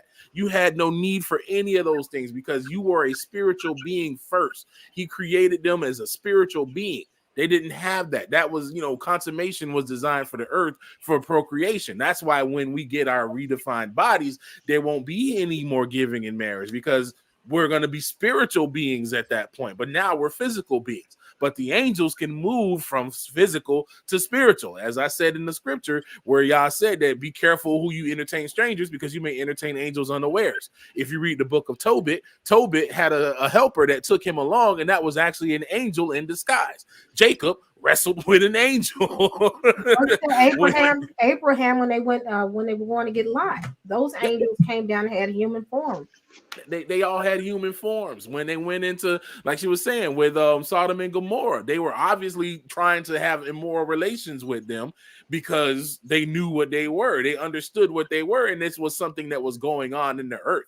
This is where those hybrids came from. That whole nonsense of, oh, they were Cain's sons, that doesn't even match and make sense because back then they were called the B'nai Elohim. They were called the sons of God.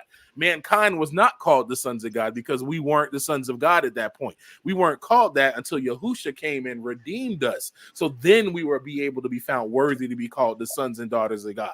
But we weren't called that back then. We were they would say son of man. That's when they would refer to humans. It was a whole separate thing. Also, we know it's that because that's the same term that they use in Job when the angels came and brought themselves before the Lord. He said the B'nai Elohim, the sons of God came and brought themselves before the Lord. They weren't talking about Cain's sons because Satan was amongst them, and these were angels in heaven. So this is not talking about Cain's sons. These was actual angels from Yah. That's the problem. People try to take stuff and they've got that Christian mindset where they want to normalize things. And that's not it. It's not, it's going to go beyond your natural thing. Stop trying to take the word and put it and fit it into your preconceived notions and let the word speak for itself. Because when you let the word speak for itself, it'll tell you everything you need to know. Yeah, and I think that's something that we have to get. The thing is, we have to get out of the. I've got out the mindset of these things can happen. These things are happening. These things have happened. Again, I'm asking the question when I was a kid, and they'd be like the end of the world because of sin. I said, wait, sin is here now. People sinful every day, all day, full of sin. That's pure, and what you're saying is pure fact, Sister E, because there was sin in the earth before the angels came down. Correct. Adam and Eve. See, people out here telling us we need to study. They just read 66 books. I call the 66 books KJV Slave Bible 1.0. Every time the Europeans get in the Bible, they take books away. We see that they did it when they gave the books to our people. What they do? They chopped out books. So why is it at Nicaea? These ain't the books that Yahusha studied. These books, and then why 66? That's an interesting number too. And then these ain't the books that all of our forebears studied. They had plenty of books. They talked about the wars of Yahuwah. They talked about Jasher. They talked about the book of Enoch. And these books actually confirm a lot that's in the word. So for y'all to say, oh, you need to study. No, bro, you need to expand your study past the 66 and understand what's real out here.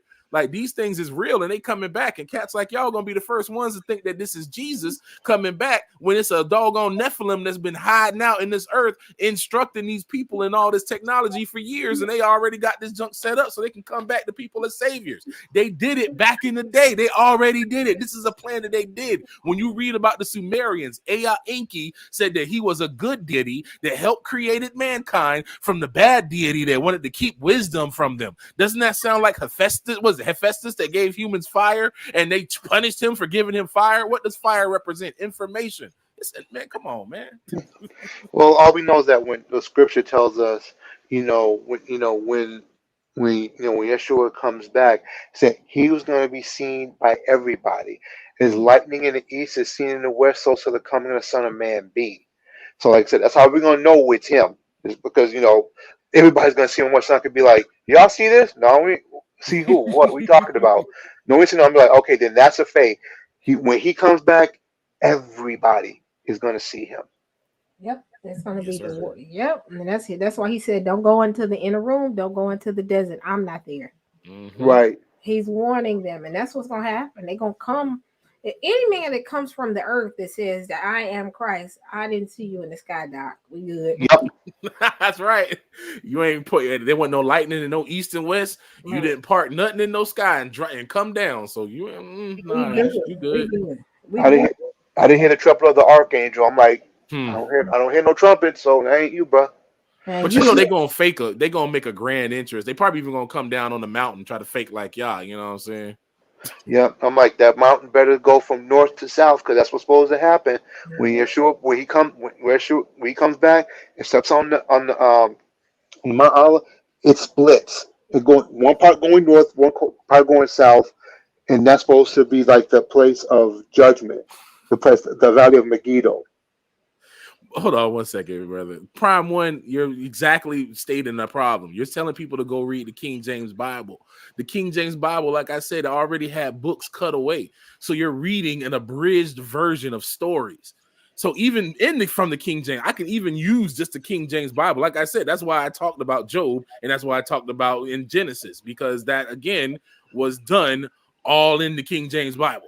But we even get more information when we read Enoch, the book of Jasher, and all these different things. Like what you're saying about Cain is not even in the Bible. That's not in the Bible, nowhere in there.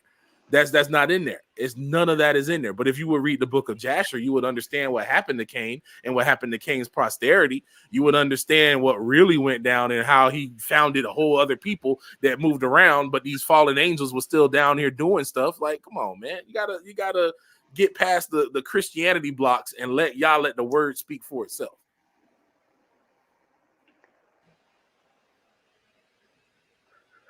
Yeah, like I said again, just going back from the scriptures again. Just we know that when Yeshua comes, everybody's going to see him. Yep. You're right. There are going to be lying wonders that the Antichrist is going to show. What that looks like, I have no idea. The only thing I know is I pray, Yah, please let me say, if he doesn't take me before his return, say, just let me be found doing what you want me to do. That's all that really matters for really any of us, so we can hear, well done, thou good and faithful servant. That's right. That is the goal. They said, so whatever Hasatan decides to do on planet, and whatever form it looks, it's like, okay, we know it's coming. We know it's there, but we also know at the very end, actually, Yah's already won. It's a wrap. It's done. It's a fact of history that has yet to happen. Exactly. That's why I bring these things forward and talk about these spirits and what they are and who they are, because it's about to be they're already setting the stage for it. We're already in it. See that acronym about that little story they have about the frog and water. That's actually not true. Frogs don't do that, but it's humans that do that. Humans will be in a boiling pot and they just turn it up a little bit, and humans will sit back, oh, that's fine. And now, we in the middle of it and it's going down. And some people still, can't see that this is prophecy coming forth. This is prophecy happening. This world war, this is why they're focusing on this World War III, and they're finna beat their war drums, because there's going to be chaos. How can these things come and bring peace when there's peace? Yeah. The whole motto of America is order from chaos. Order from chaos. They're going to create chaos. It's going to be worldwide chaos. And these things finna come down and give them a solution. Right, because people gonna be begging for it, because they're not gonna want to look to Yahuwah. They're not gonna want to, because again, the stubbornness of the human heart. Only thing we said we care about is say, again, this world only tells us to look at ourselves. Say, the answer is in you, my brother, my sister. The answer is in you. You are the solution to your problem, and all that lying nonsense that pretty much every culture has bought into. and said, the lie that, man, you are the center. Why do you think Yeshua rebuked Peter when he says that the Son of Man, is going to be handed over to sinners? And what did Peter say? Oh, so it should not be so, not so, Lord. And Yeshua turned around and rebuked him and says, "Get thee behind me, Satan, for you are an offense to me. For you care not for the things of God, but the things of men." Yep. In other words, the man being, he said, you care about only the focus of human beings, fallen human beings, being the focus of everything, when it has to be the Father. Yep. It has He to was be caring Yahweh. about his feelings. He was only worried about how he felt and what he wanted at that time, and not what Yah said and what Yah's will is. And Yah's will was for him to die. And that's what it is. That's just, you hit the nail on the head, man. It's all about, it's a selfishness. It's all about men. It takes it from the focus from Yah, and then you can make yourself in your own image. You feel like the image that Yah gave me is not good enough. So now with transhumanism, I'm gonna make myself how I want to be, how I deem myself to be. I feel like this body that I have from him is wrong and messed up. Not that, hey, we've been in a poisoned environment and that we've been getting, messed over around and there's other issues that contribute to this. No. I just want to fix and do what I want to do and make myself look like a cat, or make myself look like this or that, and change myself. I want to be 8 feet tall. I want to be this. I want to be that. That's all it is. It's the same thing that Satan says. I want to send myself. People want to be kings of their own little castle. Right, and that's what I'm saying. And people have bought into it. And like I said, you look what happens when you try to tell people the truth about Like I said again, you tell somebody who's quote unquote transitioning into one sex or the other, you try to tell them, it's like, but you're a man. You will get your head snapped off for saying that. How dare you call me a man? Or how dare you call me a woman? I do not feel like a woman. I am not this thing. It's like, but the truth is, if we do a blood test and look at your chromosomes, it's going to be XY or XX. Is nothing else in between. You don't have some metamorphic chromosomes that allows you to switch between sexes. That does not You're just exist. being transphobic. That's not true. That's just transphobia. That's not real science. The real science says what I wanted to say. So that's just transphobic. Yeah, it's like, well, see, the problem. I guess the problem is you need to educate yourself on these things. These are socially constructed concepts. So therefore, you can. And it's like, because I've heard them, I listen to them. I'm like, say, first of all, guys, I can get down with you at that level too, but it doesn't change the fundamental fact is that you are genetically, chromosomally speaking, a male or a female. I don't care what body part you try to transform on the outside, your blood doesn't change. Your DNA doesn't change. You're But see, they're nothing getting else. people ready for it, though. They're getting people mentally. Mhm. This is all conditioning. This is all conditioning for the point where they're going to be able to start making people change their gender and change who they are, genetically. They're going to start having that available for people. And it's going to be so easy. You can probably go down like you go to Walmart and get, Robitussin, and they're going to have it like, available for stuff like that, because the technology is just going to be so, available and so out there. It's a concept. It's like right now they're getting people ready to the concept. They're getting people used to it, even with all the censorship and stuff that they're doing. They're getting people used to, okay, we're the only authority. You're only getting your authority from us, and this is how we're the ones that supply you with this, and we're the one. It's cyberpunk. It's like Blade Runner and everything that we used to watch coming, growing up, all coming to pass, literally. Long as that Mad Max don't come to pass. Fury Road on its You don't way. want to be singing in the Thunderdome, Sister E. You want to need another hero? We don't need another hero. That's what it feels like managing this whole. Never mind, I ain't even talking about that.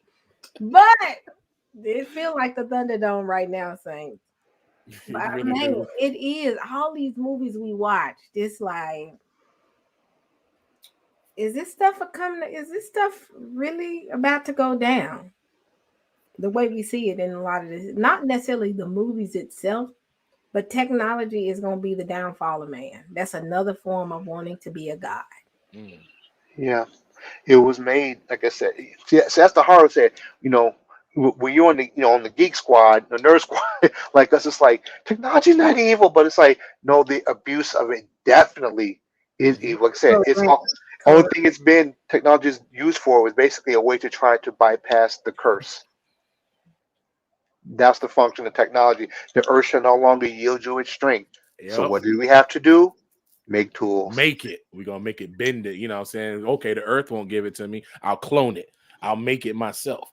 If the Right. earth won't be hospitable to me and my kind, we'll bend it to our will. We'll make fake earth. We'll make fake moons, block the real moon, and make the earth a more hospitable place. That's terraforming, man. That's all I'm asking for. I'm looking at this ad and I ain't finna shift the subject. But well, I am. Do y'all think this year's gonna be a war? Oh yeah. I just want to make the summer. I just want to make the summer. Can I just have the summer and just have a good summer and then it's just now what, February tomorrow, and it feel like we done went through so much already. It's like this is 2022. I thought it was 2028. That's how I feel like. It's I never knew so much stuff could happen in 1 month. Yeah. I mean, you had so much just in every area of everything. I mean, if you wanted to be in the ratchet space, you got Tasha K getting sued out by Cardi B. You got all kinds of nonsense going on in the Gentile space. You got this truck rally thing going on. You got it's been so much happening in 1 month. It's definitely, this year's gonna be something. It's gonna be something. Yeah, it is. I think it's gonna I think, again, with people, even with the rumor of war, you got to think about what a rumor does to the people, what a rumor does to the economy. A rumor could bring down an economy very quickly. And people realize, say, yeah, this ain't, it's going to be a war. Watch stocks go. And watch it say, or people like the places that make weapons, it's like, oh yeah, things heating up over there, and look at their stock. All of a sudden it's going up. Soaring. Yeah, it's like, wow, war is great for business, especially in a slumping economy. I'm just saying. So them going, like I said, but again, I hope it doesn't, because again, this is lives being lost. These are souls. People think and say, oh, this is these are these citizens like that. Say, no, these are souls. These are human souls that Yeshua came to redeem. He didn't come and say he came not to destroy man, kill man, destroy men's lives, but to save them. And so, like I said, my hope is, as Israelites, as those who are Gentiles who are grafted into us. I said, my prayer is that we be on our job and reflect Yah's glory in our lives, how we live, and speaking the truth to people. Because again, metaverse come, it's gonna come. Wars come, it's gonna come. The question is, how are we gonna reflect His glory in the midst of that? Yes. Mm-hmm. Yes. That's the thing. Yep, because it's gonna be it's coming. War is coming. It's obvious. I think they're trying to keep people calm. Mm-hmm. I think now they're just like, oh, Russia's deciding this. Oh, I said no. Putin is not backing down. He I don't see that happening. I would be shocked if he backed down. Like, you got to think, it costs money to mobilize a military. yes. He got a lot of stuff posted over there, not counting the ships that's out there, not counting the missiles that's on. Like, there's a lot of money that went into moving all that out there. You're not just finna move that much military and not do nothing. Oh yeah, and he keeps saying that it's the U.S. is trying to revoke this war. Yeah, they are. I mean, what else you do? They are. They've literally broken every treaty that they made with Russia. They said NATO wouldn't expand further east. They keep expanding and expanding. They said NATO wouldn't, get involved in their affairs. They've been getting involved and pushing and poking Russia for years. They putting all these crazy sanctions on them for doing stuff that's half of what they be doing and whatnot.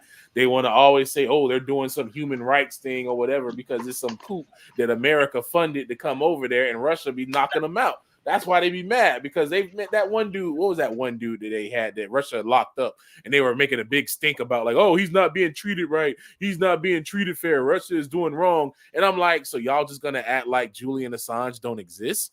Y'all just gonna act like Snowden don't exist? All they did was tell the truth, and they can't come back. And this dude here is out here trying to incite, violence. Yeah. Yeah, and it's sad. Like I say again, it's all to them in their hearts and minds. It's all a game, because a lot of these people in power, just be honest, if they took the deal that Hasatan offered, they've lifted themselves up as gods in their own hearts. They think like they will be accountable to no one, because in their minds, like I said, there's nothing above them in their minds, in their very nihilistic minds. I don't care if they say, God bless America. I'm like, you're asking what God? Who are you talking to? I mean, who do you think you're talking to? What Elohim are you talking to? Because it's not the God of Abraham, Isaac, and Jacob. This is not a Christian nation. No, it never has been. I don't care what evangelical go watch this video. Please watch it, because I'm gonna tell you, this country is not Christian in no sense of the word. Period. Nope. It never was. was. Any Christian. I'll take on any Christian in a debate that want to say that America is a Christian country. I can do it off the top of my head. I don't even got to dig into resources. I can, off the top of my head, I can tell you how America not a country. I'll just hand them $1 bill and be like, tell me what's about this is Christian. Man, now there are believers that dwell in here, but the nation itself, oh no, it was not. It was not built upon Christian principles. That's a whole lie, and the truth ain't in it. Right, because I'm like, really, it's a Christian nation? Okay, let's go. Hey, something. Let's go to the First Nations. Let's go ask the Sioux. Hey, wait a minute, where are they again? Oh, they're on the reservation. But didn't they have land? Oh, that's okay, no problem. We talked to the Iroquois. They're where? They're on a reservation. Okay, so who can we talk to? Because they was here, and this was all their land, but I don't see nan one of them around here except on the reservation. So when did Yeshua say, when you come with councilman, you're supposed to take over their land? Occupy till I come did not mean go occupy someone else's land. Correct. They'll try to say that, oh, Israel did that when y'all told them to go take the land from Jericho and go take the land from all the different ites and stuff. That's what they did in America. Like, no, let's investigate that claim. Thank you. So first it was Yah said the earth. Okay, I would tell them this: the earth is the Lord's and the fullness thereof. That means he has complete and utter authority to do what this planet as he pleases, since he created it. 2, the Israelites, our ancestors ourselves, didn't go like, hey, let's go kill some Canaanites. We used to, we weren't sitting around, drinking goat's milk and saying, yeah, let's go kill some Canaanites. That's not what happened. Yah gave a direct command to do this. And there was a reason in what he did. He wasn't doing it just because I'm just, he was like, oh, I'm God and I'm just going to do what I want. No, everybody that we went and our ancestors went to go take out were ones that had aligned their DNA. They started mating with those creatures from those fallen angels. That's why the Philistines had Goliath. That's why David and all his mighty men was taking out giants every which way that they went. That's why when they went into the land, there was giant bushel of grapes that 2 grown men had to hold. You hold a bushel of grapes now in your hand when you go and you pick them up at the store and put them in your cart. Back then, when they got them grapes, 2 grown men had to carry them back to the camp so they could show it to these people. Like this, they wasn't dealing with regular people. That's why, again, the Christian church don't tell the full story. They want to tell you that, oh, it was Cain and try to logic everything away instead of letting the Bible speak for itself. They was coming against these people who betrayed humanity by spreading their seed in with these fallen angels again, by giving them, because they couldn't reproduce on their own. They need to access the life that Yah gave us. That's why Yah was that. That's why I believe Yah say he didn't like Esau. They're like, oh, Esau was cursed. No, Esau took the seed that Yah gave him and he mixed it with something he had no business doing. Okay, where was that? Because I say what I understood was like it's because he sold his birthright. Why Yah did not like, because they were twins. Jacob and Esau were twins. Right. But when you start following him in Jasher, you start seeing that he starts combining with these other people groups that Yah was telling them not to mess with. He started combining himself in those people groups, and that's where Duke started to come from. When they had Dukes and all those in the past, those came from Esau's line.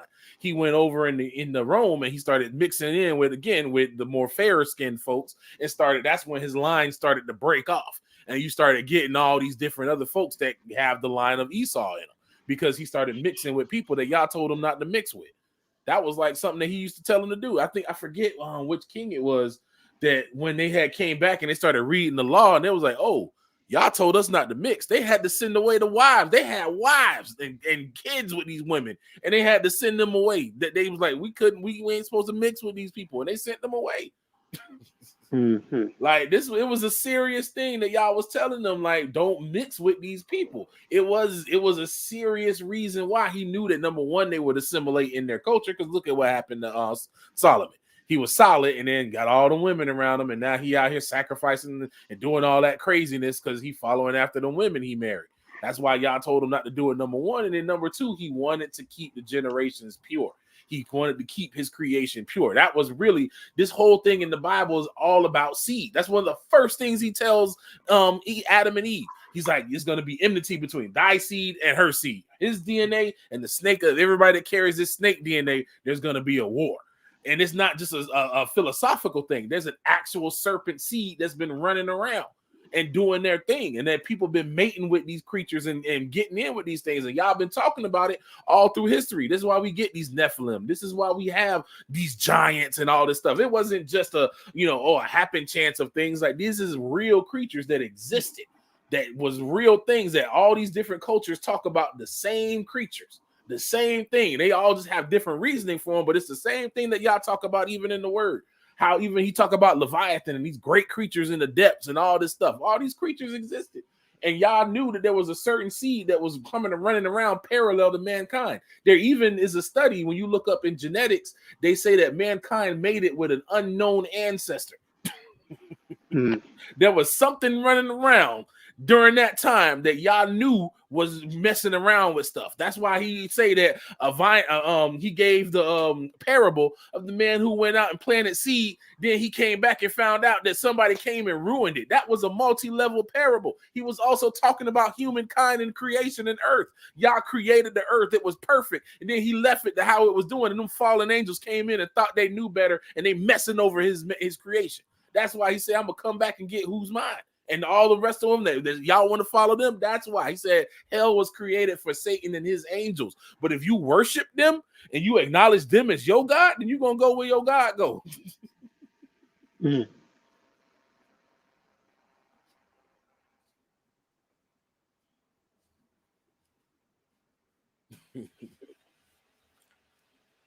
Okay. I'm sorry. I just got back. I had to run to the restroom and come back. I'm drinking all this ran off. all this water I'm drinking. I'm like, it got quiet. I was running in here like, oh, it got quiet. It said brother was preaching, so I'm just like, I'm listening. Oh, I'm like, I missed something. I'm like, oh, wait a minute, what I miss? No, we were talking about how when y'all had our ancestors go against these people, it wasn't just to be like, I'm God and they got to go. There was a reason for it. When we look into the wars and stuff that David and them fought, they was fighting some crazy creatures. They was fighting dudes with bears that was giant, Og of Bashan, and all these different crazy, creatures that was out there. When they went and first scouted the land out, before they even went in, they came back with grapes that was so big that two dudes had to hold one bushel. Well, we can get a bushel now and throw a whole bunch of them in our cart and think nothing of it. Like, they was dealing with creatures that was not, they were like, oh, we're ants in their sight. That wasn't just a metaphorical thing. They were literally ants in their sight. They were giants. They were huge creatures. These people that y'all wanted us to wipe out, that's why he was like, don't leave none of them alive, because they had corrupted their DNA. They was messing around with these fallen angels, and they was mixing themselves in with these creatures, trying to get power and trying to go after it. We know that this was a thing because, again, when you read Bel and the Dragon, you see they was in there worshiping the dragon. So if there was some dragon-like creature coming around saying, hey, give me your women and I can have kids, don't you think they would do it? Something was going on, because now I'm wondering I'm just wondering, like I said, it goes into the thing of sin has been on this earth since the beginning. Adam and Eve got kicked out because they went against God. When they didn't do what they were supposed to do, and Eve took of the serpent, and pretty much Adam just threw her under the bus and said, "Hey, you gave her to me, God. What I'm supposed to do?" He threw her smooth. Man, He and men did. He still did. I was got like, that same dang. spirit too, man. Jokers still be out here blaming women for their own problems. That's a whole nother lie. Yeah. I Yeah. can't show this meme because it's inappropriate, but it showed Adam and Eve fighting. It was funny about her eating, and it had some cuss words in it, so I can't show it, but it was hilarious. But yeah, I mean, since the beginning. So I said, what triggers everything when men try to be like God? You got, like I said, Noah. You have the Tower Babel. You have all these things that transpire that make God says, okay, I gotta deal with them because they're going too far with it. So the next phase is they're gonna try to be God again. They're gonna do it again, and that's you hit the nail on the head. That was the original sin. That was the first thing the serpent came when he aligned himself with Hasatan. Even back then, to this serpent was a different type of creature. Animals had sentience; they were able to talk to the animals because Adam was a different dude. Adam wasn't like none of us. We humans, like we the crackhead versions of humans. We low end humans. Like back then, Adam was literally he was created perfect in the image of Yah. Adam was a whole different dude. He was like out of this world being. Him and Chua or Eve, they were next level. And the first thing, they already had all this awesome ability. And the first thing that the serpent come to them with is, hey, did God say, nah, bro, you gonna be like him. You're gonna be just like God. Look at this. This apple's gonna let you have wisdom. It's gonna give you knowledge. You're gonna know things. And that's the same thing that's still happening even now. They using knowledge to control everything. Knowledge. That's how these fallen angels came in, and they running things with these people. They giving them knowledge and information. If you got technology and other people don't, you can use it against them and they won't even know. Right. Actually, that's the like I say again, technology. It can definitely, be abused. There was a book that I was reading when I was writing my papers back in the day when I was doing my Black studies. It was called Power Over People, and it was talking about basically how it was technology that was used to basically able to enslave African people, basically getting our people off the continent is because of technology. We had spears and swords. They had distance weapons like guns with gunpowder and cap and ball, blunderbuss, all that stuff. And they were like, "Oh, you come up here, bam! I got you all back here. Yo, spears can't reach me." And so, like I said, it was technology, and it continues to be the same thing now. And so, again, that's why I said, for us, going back to the original premise, like metaverse and technology and so forth. That's why I'm such a huge proponent of us, learning technology or developing our own in service of Yah, basically, and to love humankind and to see, and to bless humankind, not to curse them and enslave them. Because, like, look at how we're using technology now. We're using it to edify the body, using it to edify the saints. This is how Yah wanted it. It was like, technology back then. If Adam and Eve would have had patience and would have chilled out, Yah would have revealed to them stuff that would have been like, we would be out here doing stuff that would be like ridiculous. I'm talking about, you probably got jokers just teleporting all over the place, like all kinds of just next level stuff that Yah, would have had in store for us. But it's like a child. What you wouldn't give a full gun to a child. You know what I'm saying? You're not going to give a loaded pistol to a 2-year-old. What are they going to do? They're going to hurt themselves. So it's kind of like that same motif that they have in science fiction, where they're like, oh, no, you're too young for this. We can't give you this technology. We can't share with you because, look at what they did. Soon as, soon as mankind, the second time around learned how to split the atom, the first thing they go decide to do? Oh, we're going to make a bomb. Right, and it was supposed to be for an energy source. When Einstein came up, what it's like, equals E equals MC squared. It's like, yeah, it was supposed to be like, hey, guess what? We can have an energy source so we can get the heck off of using coal and gas and all that kind of stuff. And we can use the power of the atom. You're like, okay, cool, let's do this. What you want to do? Let's make a bomb. That's what they did. That's what they say. Exactly. Let's blow us up some, whatever the slurs they were using back then. It's like, wait a minute, that wasn't the point of this. It was supposed to serve humankind, not destroy humankind. But I said, And that's why y'all didn't give us technology back then, because he saw that, in our fallen state, we would do that. In our fallen state, we would abuse it. If he had given that to Adam, man, Adam and Eve would have caused so much problems because they were given much. They were given much. It took Adam 900 years to die. He had that much of Yahuwah's spirit left over on him that it took him almost 1,000 years to die. Right. Exactly. We could have said we would have been doing some nonsense. Again, that's why y'all had to come down at the Tower of Babel, to confuse the language, because we would have been like, we can do whatever we wish, and we could have accomplished it. And then we're like, he would have had to just destroyed everybody.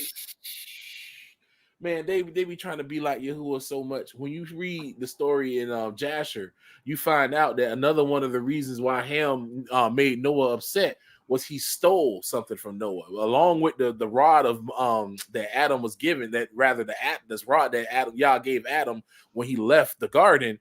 He also gave him the clothing that he gave Adam and Eve, the clothing that he made from the animal skins. And Ham had stole that, and it ended up getting passed down, and Cush ended up giving it to Nimrod. At like 20-something years old, Nimrod put it on, and that's when Nimrod became the mighty hunter. Is that he put it on and he became a Superman. He got super strength because the power still latent in those clothes that he gave him from Yahuwah was still strong enough to give this man power that he got up, and that's how Nimrod was ascending himself into power, because he got it from that. That's what these fallen angels was trying to do. They want to emulate that same power, all this mess, and it's through basically taking Yahuwah's creation and perverting it. It's like what Sister E said. They got the Tower of Babel. All they were doing was manipulating Yahuwah's creation.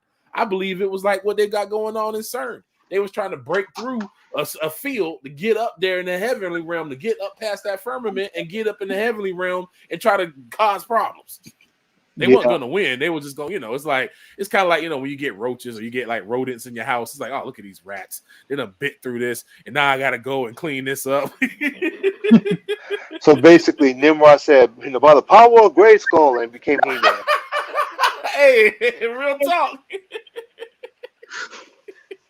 Yeah. Nimrod put them clothes on, and Nimrod got Superman mode on it, man. Like, when you read these books, this is why they took these books out, man. It explains a lot of stuff that the mainline books just kind of go over briefly because they expect you to have read these books. Yeah. But like I said, in the meantime, I said, how you living? That's the question we all ask. How you living?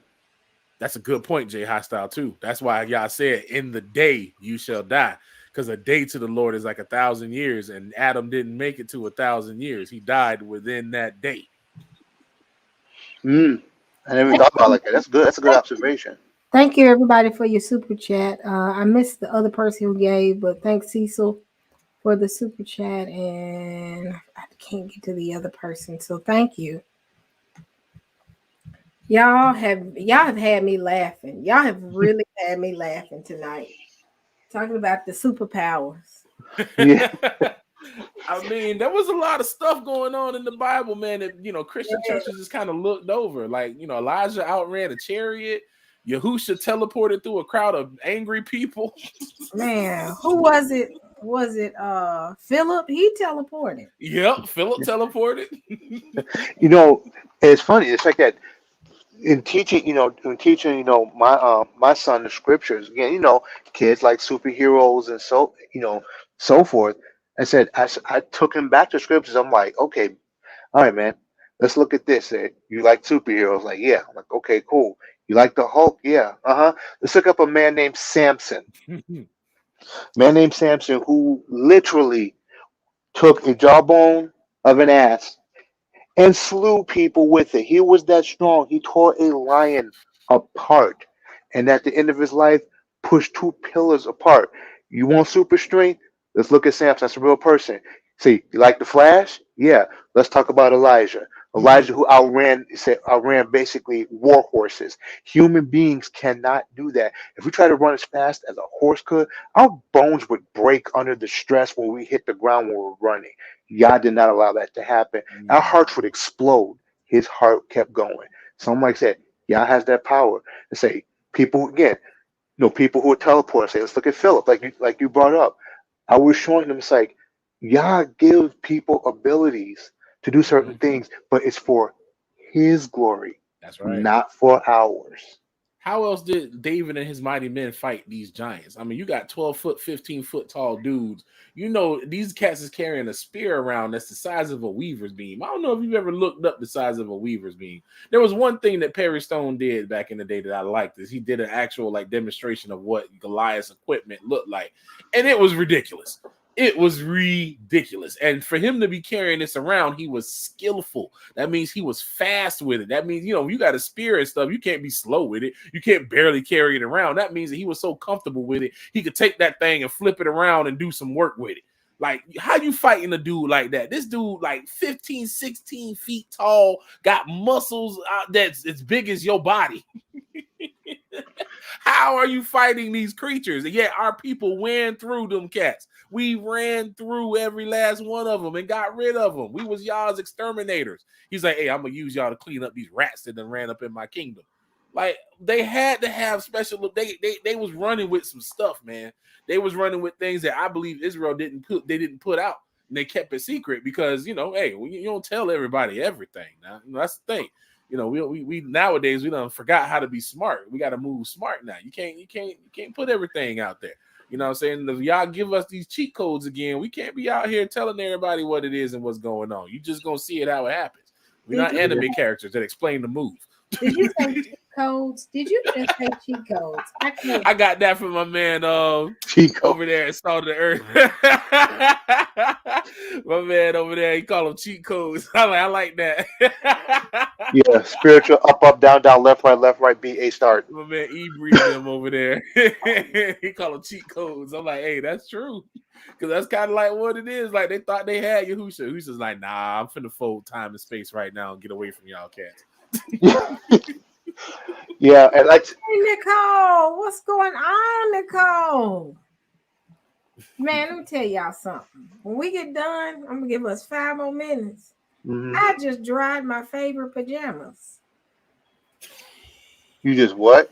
Dried my favorite pajamas are dry now. They were in the dryer because I was washing it and I'm dry, and the dryer just cut off. And I said, "Dadgummit!"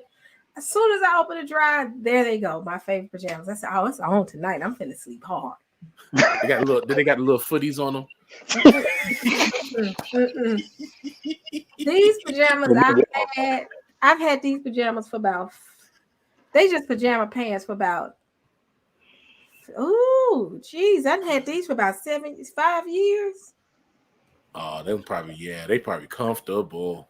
Man, them the best ones. When I first got them, I hated them, and then I kind of had to wear them. And what broke them in was COVID, because I shouldn't have said it, but I was stuck in the house, so I was washing those bad boys I was washing them just about every day, so they good and broke in now. And I just opened the dryer and said, "Oh man, they dry." Oh man, I'm so excited right now. You get old when your favorite pajamas are good for you. When you find out yeah. They got that little dryer warmth on them.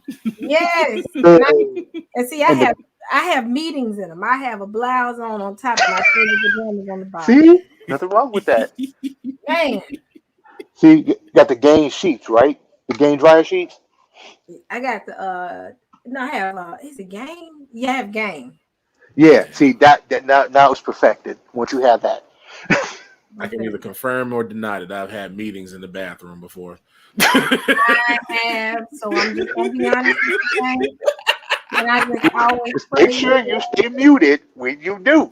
that camera don't accidentally cut on. So I'm not gonna say that I didn't. Hey, that's the part of being, yeah. Hey, I'd be like, hey, it's like, you're in a minute, say, yeah, what you got? It's called the mute button. It's a beautiful thing. Man, I have started meetings in the bed. That's how COVID serious was it good, is. boy. I remember the first time I had to put on dress pants again and go back into the office. I'm like, ugh, what is this? This is wicked. No, take us The off. whole month of December, I was mad at everybody. I was ready to just don't talk to me. I ain't been in no office in 2 years. Good morning. This is not a good morning. Stay away from me. Yeah, I don't want to ever go back into the office because there's literally no reason to go back. Actually, I've been hearing from other people, like in the managers meetings that we have. I mean, not me, but my manager has said he had been talking to say, look, guys, my team is doing great at home. There's no reason for them to ever come back here. And I'm like, thanks, bro. I appreciate that. I'm like, yeah. Well, for what I do, there's no reason to go into an office. It's stupid now. Why go back to the office? People are happy. Stop trying to be a haters. That's what I call them, haters. Yep. I gotta go in tomorrow to get a firewall, unfortunately. Get that done. I got to program a firewall, but yeah, that's pretty much the only time I go in is when I got to program equipment and get that stuff ready, or I got to go to, like, I just had a customer thing Friday. I just did, so I was on site over there. Man, yeah, and I don't, like I said, I don't miss touching. I don't miss touching hardware because I can't. I do not want to go back into an office where everybody, hacker, and I'm not hearing that. yeah, it was good because it was a new building, so I like it when we get to come in on new construction. So I'm in there with the dude putting the lights up and stuff, and I'm just running making sure the cables are ran right and getting all that set up. That's when it's good because nobody's in there. If there's nobody in there, that's one thing. But we got other people there who nasty. Because again, I told you, I watch people go into the bathroom, do their business, and walk right back out. Oh man! It's like, wait. Have you ever seen a Hebrew do that? I'm trying to figure something out. Yes. Brother, I was like, no, bro, come on, are you serious? You know better than this. I know you do. Man, I agree, Jay High Style. We shouldn't be working as hard as we work. I agree because we should. I got to do a project charter. I ain't did a project charter in years. I'm like, where is the project manager? He got real ghost on us. I'm like, I'm not a project manager anymore. He said, "Fade, I'm out." Man, I don't envy those project charts, man, because those things, I've seen them before. I'm like, bro, I'm gonna end up doing them now, but I don't know. I'm gonna try to do mine a little different. I ain't gonna do it the ITIL way because they add a lot of stuff that I don't need. I still add a whole bunch of extra stuff. I want to go get my license. I just don't feel like paying that money. That's it. It's so expensive, man. It's stupid. That's all it is a glorified checklist. That's all they doing. That's why I'm like, why they got people paying so much money just to learn how to make a checklist? Checklist and say, we're done with this sprint. Go to the next sprint. This sprint, next sprint. It's like, it's a glorified checklist. Just like, have you did this? Have you did this? You got 2 weeks to do it. Then what you say to do, we're going to put it on the next sprint. It's like, got to make sure you get this asset and this asset. Where you at in your milestone? Where you at in your milestone? You need more time. That's straight agile. When you get into the ITIL, that's all I'm doing is service management. How do you handle change? How do you handle major incidents? How do you handle all these things in ITIL? It's like, get people in the room, sit down, argue with each other, and figure out how we're gonna clean this incident up. That's ITIL. I'm learning ITIL more now than I've ever learned in my career. I knew agile because that's what I was talking about. I meant agile. I got agile and ITIL confused, but agile because I was a project manager. I understand. Oh, yeah. Project management and service management are different worlds. Right. Project management, you get into nuance, and service management is top level. Yes, and I'm like, that's all we're doing is creating processes to say, this is how we handle issues and major. It's just, I'm learning a lot. I am, and it's going to make me go get my ITIL cert, but I'm just like, It's Yeah. just dumb that they make you pay money for that when it's literally just like you said, you're just making lists, man. That's all it is you're making a list. And most of the stuff on the list you don't even use. That's the thing. The thing It's is, excess. the thing is with ITIL, because again, agile is the checklist. We're dealing with project management and the agile and the sprints. That's all agile, lean agile, project management. Service management is just how do we deal with once projects are over and it's in our world. How do we deal with this arena? How do we deal? We didn't start talking about IT. Yeah, but I was gonna explain to the people in the group. It's like people are like, what in the world is ITIL? I'm gonna explain it to them. How do you deal with issues in production? Period. Yep. That's all. And I'm sitting there like, I still need to go get my certification though, because the guy that is with me, that he's ITIL, he's very process like. Stick to the process. I'm just like, can we get a phone call and get this up? No, the process is. He might be watching. The process is. The process is, and it's like, Yeah. It's those. And they charge so much money for these certs too, man. It's crazy. Man, almost $3,000. Yeah. $3,000. Is that all? PMP is more than that. Oh yeah. PMP, that's a waste of time. Nobody do waterfall anymore. PMP can't get past waterfall, so they just now start going into the agile arena. Agile is what they doing now. That's the glorified checklist. Honestly, that's why I stopped fooling with these people and their certifications, man, because they keep changing every day. Like I remember when the CCNA and the MCSE was like the bee's knees. Now the MCSE don't even exist no more, and the CCNA is fine if you're gonna go work for Verizon or something, but nobody uses Cisco switches like that because they're expensive. Oh yeah, Cisco switches are very, very, anything Cisco is very, very, very expensive for no reason. And IT is getting to a point where it's just getting certified stuff, but really they get these, really the companies kind of get, I've heard through the grapevine that these companies get kickbacks when they make their people go get certifications. Yep, they do. When they give incentives to businesses. So like with us, the more engineers I have on my team that have Microsoft certifications, the more discounts I get in Microsoft services. So when I sell these services to people, I can get discounts on certain things by having people, I could buy these things at a better discount the more people I have under the with that certification. Cisco does the same thing too. Like you get special pricing on Cisco equipment, the more people you have certified. And the thing is, these project management, service management. Now, I do like service management model. The service management model is very, very organized and structured in a perfect world. Now, let's talk about the real world. The real world is everything is a fire. Yeah. Yeah. But I mean that's the world we live in. Like saying again, that's why the models and everything that that basically the Gentiles would come up with, seem to always not be the most efficient. And that's why sometimes when I look at the scriptures, even though just looking at how orderly Yah is and see how he does things. Love to see technology or technology training or any of that based upon those principles that we see in scripture. How much more efficient would we be? It's true, man, because there's so much stuff that I learned for my CCNA that's just useless that I never even used. It was old stuff, old tech. Like I still learned about sonnet networks.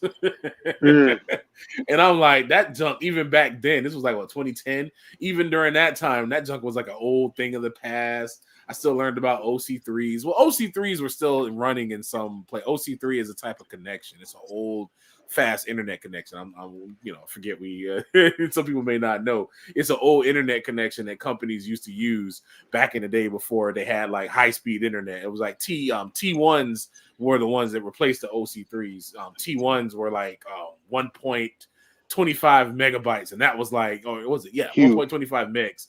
Was it gigs or megs? I think it was No, I think it It was was Megs. No, it was Megs. Because yeah, it was definitely Megs. Megs. Yeah, gigs It was wasn't until Megs. Yeah. later.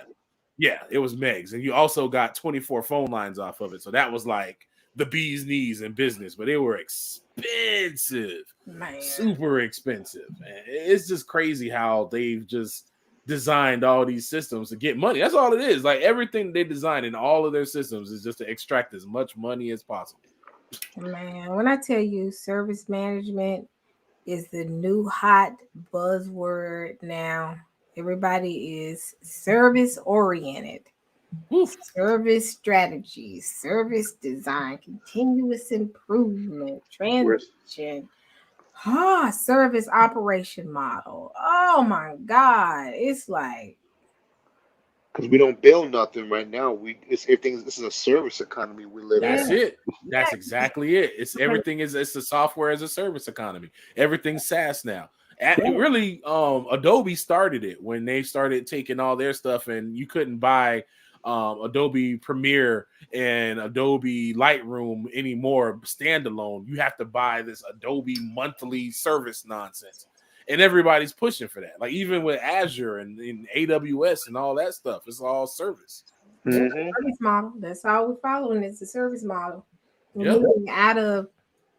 It's just the world is ever changing. Today it's going to be ITIL. ITIL is already at version 4. I'm like, oh, I got to get my version because I think it's based off versions. Like you got the version 3, which is older, version 4, which is an updated version of it. I mean, I gotta get it. I'm gonna have to focus. Every time I say I'm gonna get focused, my ADHD says, no, you're not. Man, but some of these books, man, it's mad hard to follow some of the, like, honestly, the learning systems in America, I really feel like don't favor Hebrews at all. Some of us can get in there and can assimilate really good, but you know, sometimes some of us is like, it's hard to follow some of these European books, man, because they dry. Oh my The best books I had in IT came from like Nigerian dudes and stuff from Africa. Like the ones from the Europeans were so bad. They're just dry. It's just, let's talk about service model. Oh God, no, this is like, I'm closing my ears as I walk in, but I gotta get it. Yeah. I gotta get it. You should try videos and see. Like that's what I did. I found CBT nuggets, and when I was learning my CCNA and stuff. And man, Jeremy Chara, he's an amazing dude. He's a good teacher because he did his thing. I learned more from the videos than I did the books. The books kind of just, I use those to supplement my learning from the videos because, man, them books is, whew. I think we've made work more complicated. I agree. We made things so complicated that we even confuse ourselves. Trying to be so granular in how we approach things. It makes it, like I said, we get lost in the weeds. It's like, where we at? Don't have a clue for all these weeds. We done went from waterfall PMP certification because I don't hear a lot of people talk about PMP certification. Not no more. Everybody's all lean, agile. That's a glorified checklist, people. But hey, if you like it, you like it. I love it. That's your thing. If it's your thing. Y'all just putting all the teams together. Y'all just what we told y'all to do a long time ago. And being honest, agile, you don't get as much work out as you think. No, I agree. I believe the work model in America is so bad. I mean, honestly, when Pastor Kelly put that one thing up with Cat Williams when he was talking about the hours of the day, that junk just slapped me in the head again. I already had like a low looking at how we do work here. You know, thankfully the company I work with, they're big on balance and stuff like that. Like he'll tell you, okay, go home and chill. So I'm thankful for that. But a lot of these companies in IT don't have that. And I've worked at them before. And it's IT, man. It'll have you running almost 24 hours, especially if you're dealing with the high-end stuff that you can only deal with after hours. Man, they'll have you going all day and all weekend, and like it ain't nothing. And they just keep dealing with people. Like we were talking about earlier with the programmers and stuff. They're gonna be treating them like slaves, man. That's why they always want to tell people, oh, we have a restaurant on here, and we have all these cool rooms, and they have all these little kindergarten rooms with bean bags for you to sleep in because you're not supposed to leave. Man, I'm gonna tell y'all something. 24 hours, I deal with only major incidents in production. So guess what? That phone go off at 6 o'clock in the morning, I'm up. Gotta get up. Phone go off at 5 o'clock in the morning, I'm up. I got fussed at one time because I was so asleep that the phone went off at 3. I didn't hear it. Offshore was calling. I was like, and I woke up at 6 o'clock and said, "Oh, I missed that." Literally, it's like you should have slept with the phone next to you in the bed. I don't sleep with my phone in the bed with me. I'm paranoid that one day the phone's just gonna blow up and set beds on fire. Don't ask me why. Don't ask me why. I'm weird like that. Like I have a fear of my phone being in the bed with me. If it catch on fire, game changer. But I don't have my phone next to me. So if it goes off at 3 a.m., and they was like, "Oh, Offshore called you a couple of times." I was like, but see, that's they feel like they feel like they're owed your time like that. Like that just shows that we are in a bondage nation, and they feel like that even in your resting hours, you're still owed that time. Now, that's what when being salary, that's the downside of it. Because I've had that same thing when you be on call, and I've literally had it at 3 o'clock in the morning, man. This dude calling me about something, and then I'm like, I know it was nothing, but I'm like, nah, let me go double check, because it's like Sister E said, if you don't go do it, boy, it's gonna be hell to pay. You wake up, you better wait. I remember one time I answered phone, I was running into stuff, dropping stuff, trying to find my glasses. It was like 4 o'clock in the morning, and I promise y'all, I'm tired of it though. I got too old for this. I used to love it. Like, yes. Yeah. That was never me. Praise Yah. I used to love it. I used to love being in war rooms. Back in the day, war rooms. Yeah, man. And they used to kind of like want that. Like you get that call in the morning, you're like, oh, it's it. Let's go. We finna handle this. Man, when I used to work my last company, we'll be in a whole, this was before we became virtual. Folks would be in a room just in there trying to figure out what's going on, how they gonna fix it. I used to enjoy that. Now I just want to go to work and go home and not have to make sure that I can't find my cell phone, my work phone. When I go to bed, I have to have my personal phone and my cell phone. And they say, well, why don't you just combine your phone and make your work phone your personal phone? No, that's too much. That's a no. No, I will never do that. That's the worst. But I will sleep with both of them right next to me. My mama said, "Why do you have 2 phones?" I said, "I don't know. This is for the birds. I'm getting kind of old. I'm getting tired of this." So I have it on my main phone when I have an app. We have an app, a Unity app, and when I get a call from a work phone number, it gives me like a different type of. It'll come in differently. I'll see that it comes in on the app, and then when I pick it up, it'll give me a message letting me know that it's an outside call from work. So that's the only reason why. And then if I call clients from my phone, they don't see my phone number, although a couple of them have it. Unfortunately, the owners do, but not the people in the own pair, but their owners have my number. But a lot of them don't. But if I do call them, I call them from our app at work, and it sends the work number and not my cell phone number. So that's the only reason why I use my phone number, because I can just call through the app and hide my phone number. Yeah, which is probably the smartest thing to do. I'm like over it. I think I'm hitting burnout. I think after this last little couple of things that's been going on with me and my health, and now that it's good, I'm like, I'm tired of this. I want to. No, I've been feeling that same thing. It's like, I still like what I do. When I get in, like when I did my little thing on Friday, I was enjoying it and stuff. But at the same time, would I have rather have just been home? Yeah. Like, it's like that drive and that passion for it. Like, it ain't, just doing it the way, I like what Jay Highstyle said, in the chat about we not really meant to work like this. And it's true. We work in these crazy hours, and now it's taking its toll on our bodies, man. And it's like, nah, man, you're not finna work me into a grave, because they have us programmed to think that this is how we should do. I know that's how I was. I was like, you gotta work, you gotta grind, you gotta do this. If you want this to be, if you want more in life, you gotta grind, you gotta hustle, you gotta do this. So I was always, doing, and it did, eventually get me up and higher in where I was doing. But at the same time, that's not healthy, man. Man, I have literally turned into queen of procrastination. I'll be like, I'm gonna get to it. All right, okay. I know my director asked about 4 times about this one document. I'm like, I'm gonna do it tomorrow. And she just said, "You keep saying I'll do it tomorrow." I'm like, "When is it due?" This week. I said, "I'll do it by Wednesday." Yeah, it's You true. panicked on Wednesday.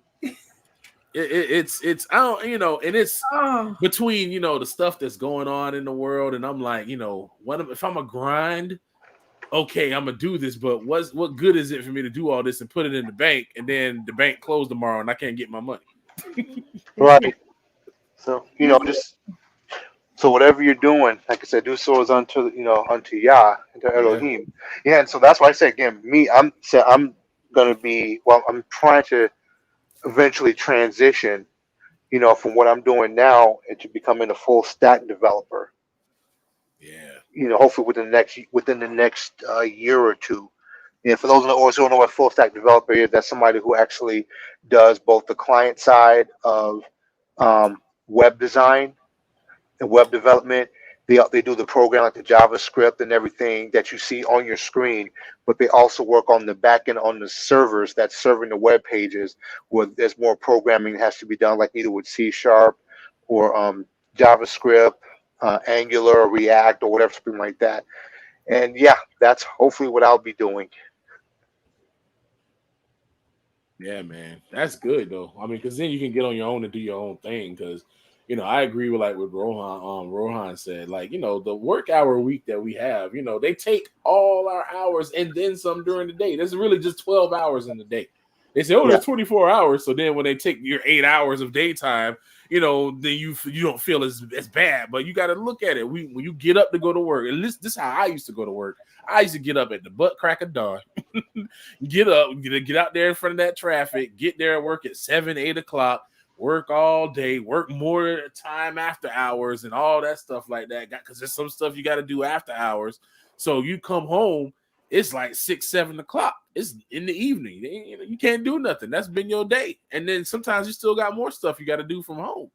Like that's not healthy at all. Right. That's not how, like you said, brothers, that's not how we design, but that's how this wicked world system is designed. Because again, it almost goes back to says, what are you? Copper top. Just call me Duracell. Because you're the battery that fuels the economy. Their economy. So they sitting up there, they say, oh, they're up there working hard too. I'm like, they chilling. What are you talking about? You Bro, doing stuff for them, and they making the money, and you sitting there struggling. They like, what you doing? I'm going to the Hamptons. Yeah. I can tell you some of these. I was in some of these companies, man, and I'm seeing some of these folks in these high up positions, and they wasn't doing a thing, man. These cats was just sitting there chilling, getting paid up. I've had jokers take my ideas, all kinds of stuff, getting paid out. You know, they just leech off of you, man. It's just like Mizraim. That's what they do. They just leech off our labor. And it's slavery. They had us thinking that it's regular. They trained us since we was young. Get a job. Go out there. Be a fruitful member of society. Contribute and do your part. No, you just making other people rich. And then they put them lies in front of you. Like, you know, they tell everybody heard about Amazon and how it started, right? That, you know, he started out of his garage and you can do it too. But did they also tell you that man got $500 million seed money from his family? Right. Forgot about that part. Oh, okay, I see. Elon Musk, the same thing, starting all these big companies, but they come from these prestigious families with these prestigious educations. All these different folks, when you start looking into them, that's over these big companies, they weren't just they were just regular guys. Like, oh, Zuckerberg was a regular dude that started Facebook. No, he wasn't. He went to specialized schools that the rich people send their kids to. Like, all these people was like not just, you know, they wasn't working as hard as they tell us that they was working to get where they got. A lot of them got it because of generational wealth. Yeah. Got us working us to the bone. And retirement, it's like people are like, oh, yeah, look forward to retirement. I'm like, what's this retirement thing you speak of? Retire? And like that don't exist for a lot of us. It's like, no, I don't see that. No, I don't think that's going to happen for a lot of people, especially if you happen to work, you know, for the state. It's like, nah, you can hang that up. And I agree, Talisha. Yeah, I had a job like that too back in the day when I was working tech support for AOL tech support, man. Oh, that place was a sweatshop. and I would wake up in the morning just like full of regret that I have to go to this place. It's like I had literal disdain in my body. Like it was such an unhealthy way of being that I just did not, everything in my body did not want to be there, because all I was doing was just sitting there dealing with folks, trying to get them to connect to the internet. And it used to be just the craziest stuff. Like, oh, it was so bad. It was so bad. Yeah. But I'm getting ready to go to bed because Yeah. what time is it? 12, almost 12 o'clock your time on 12. Well, almost 1 o'clock your time. I'm on 12 o'clock mine. It's 1 o'clock my time. Yeah, I have enjoyed this conversation. Family, thank y'all so much for supporting us.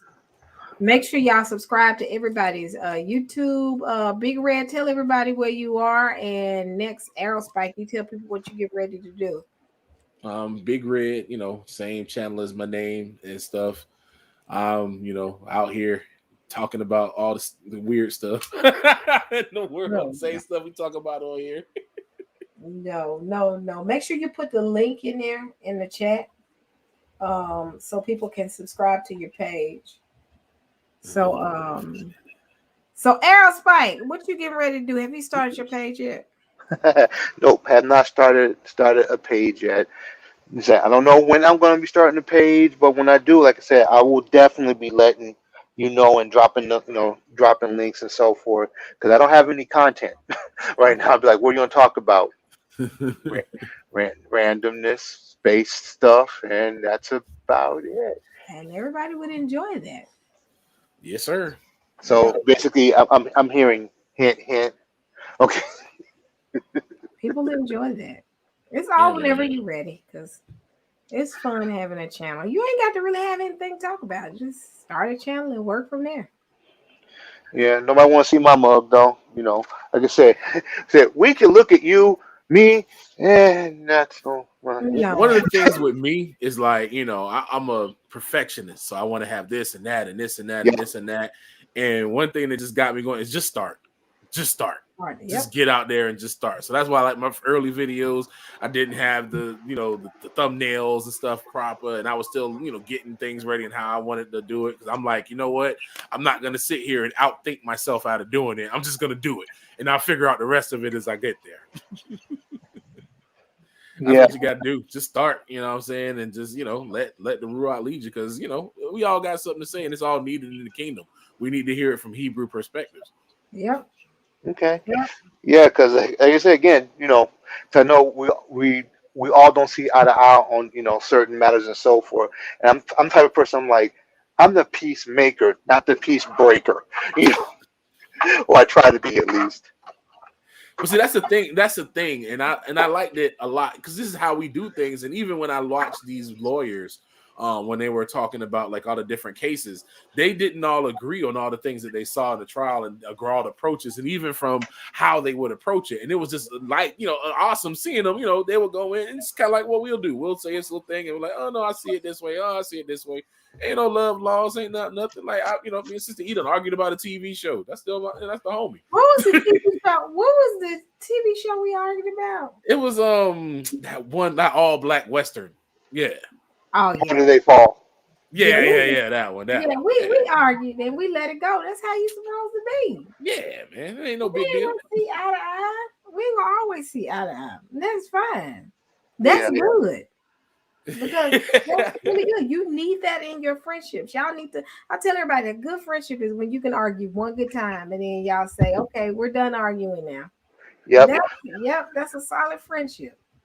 Right. Man, look, if it weren't for Sister E, Sister was the first one let me get out here and run my mouth. Like, well, I'm gonna look like getting mad at her over some little dumb crap like that. Like, seriously? Yeah, that's like me. I'd be like this, it should be like, after y'all finish having your things, say, yeah, you hungry? Yes, go get a Euro. Cool. Yeah, me and Black Tastic argue twice a week. Twice. Twice a week. We just got through. I was talking to him on the phone Saturday, and he made me so mad. I said, you know what? I am sick of talking to you. I said, I'm ending this phone conversation. Click. See, then I'd be like, uh-oh. Oh, no. It's always like that. He'll get mad and be like, I am sick of talking. You just don't know how to quit talking.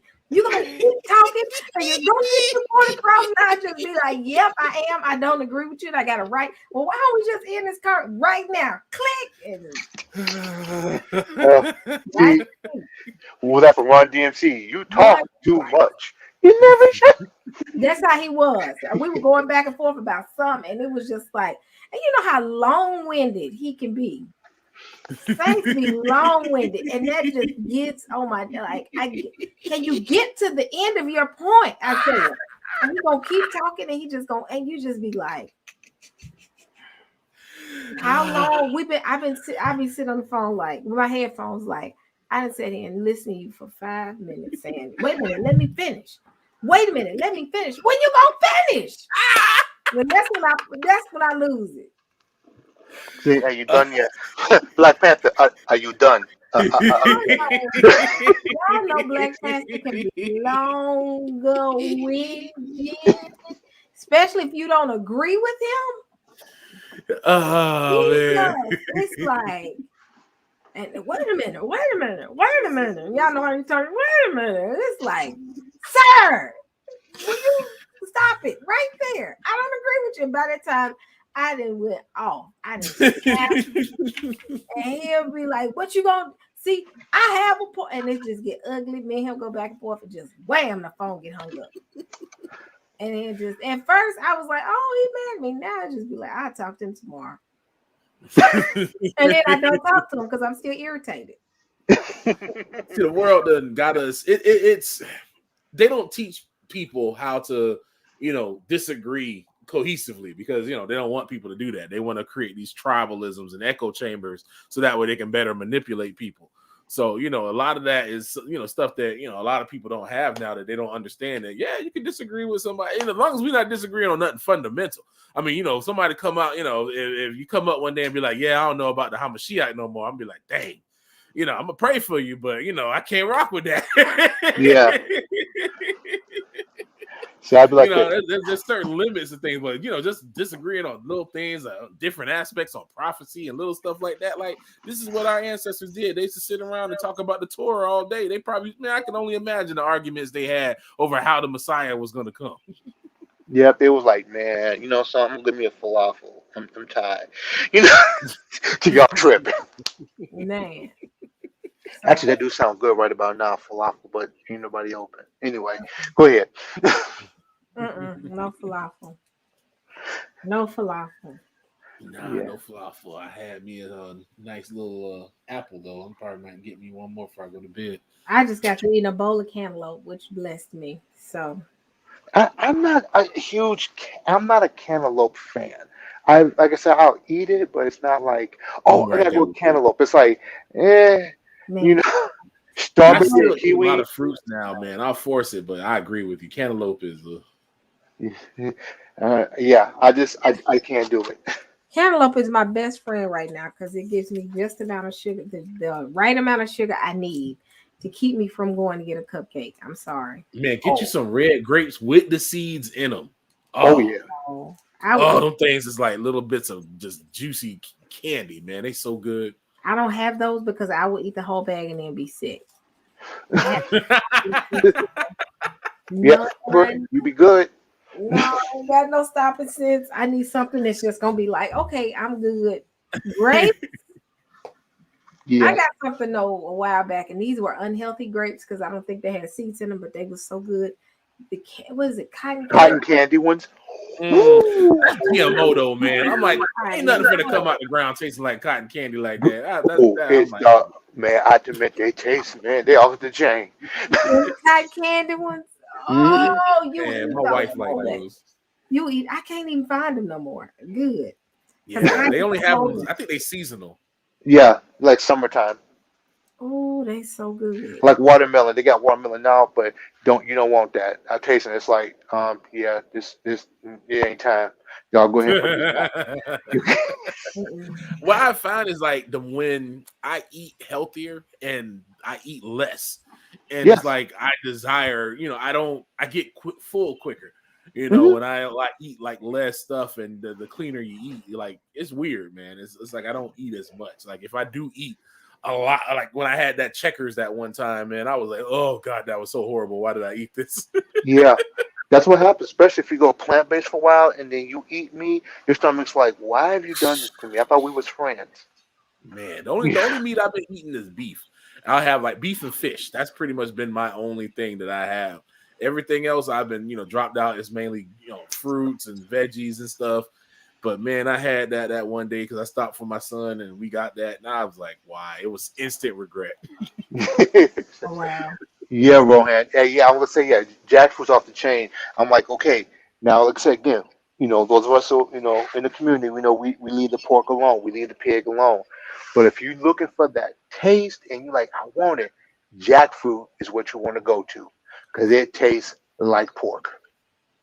Oh, wow. Does it?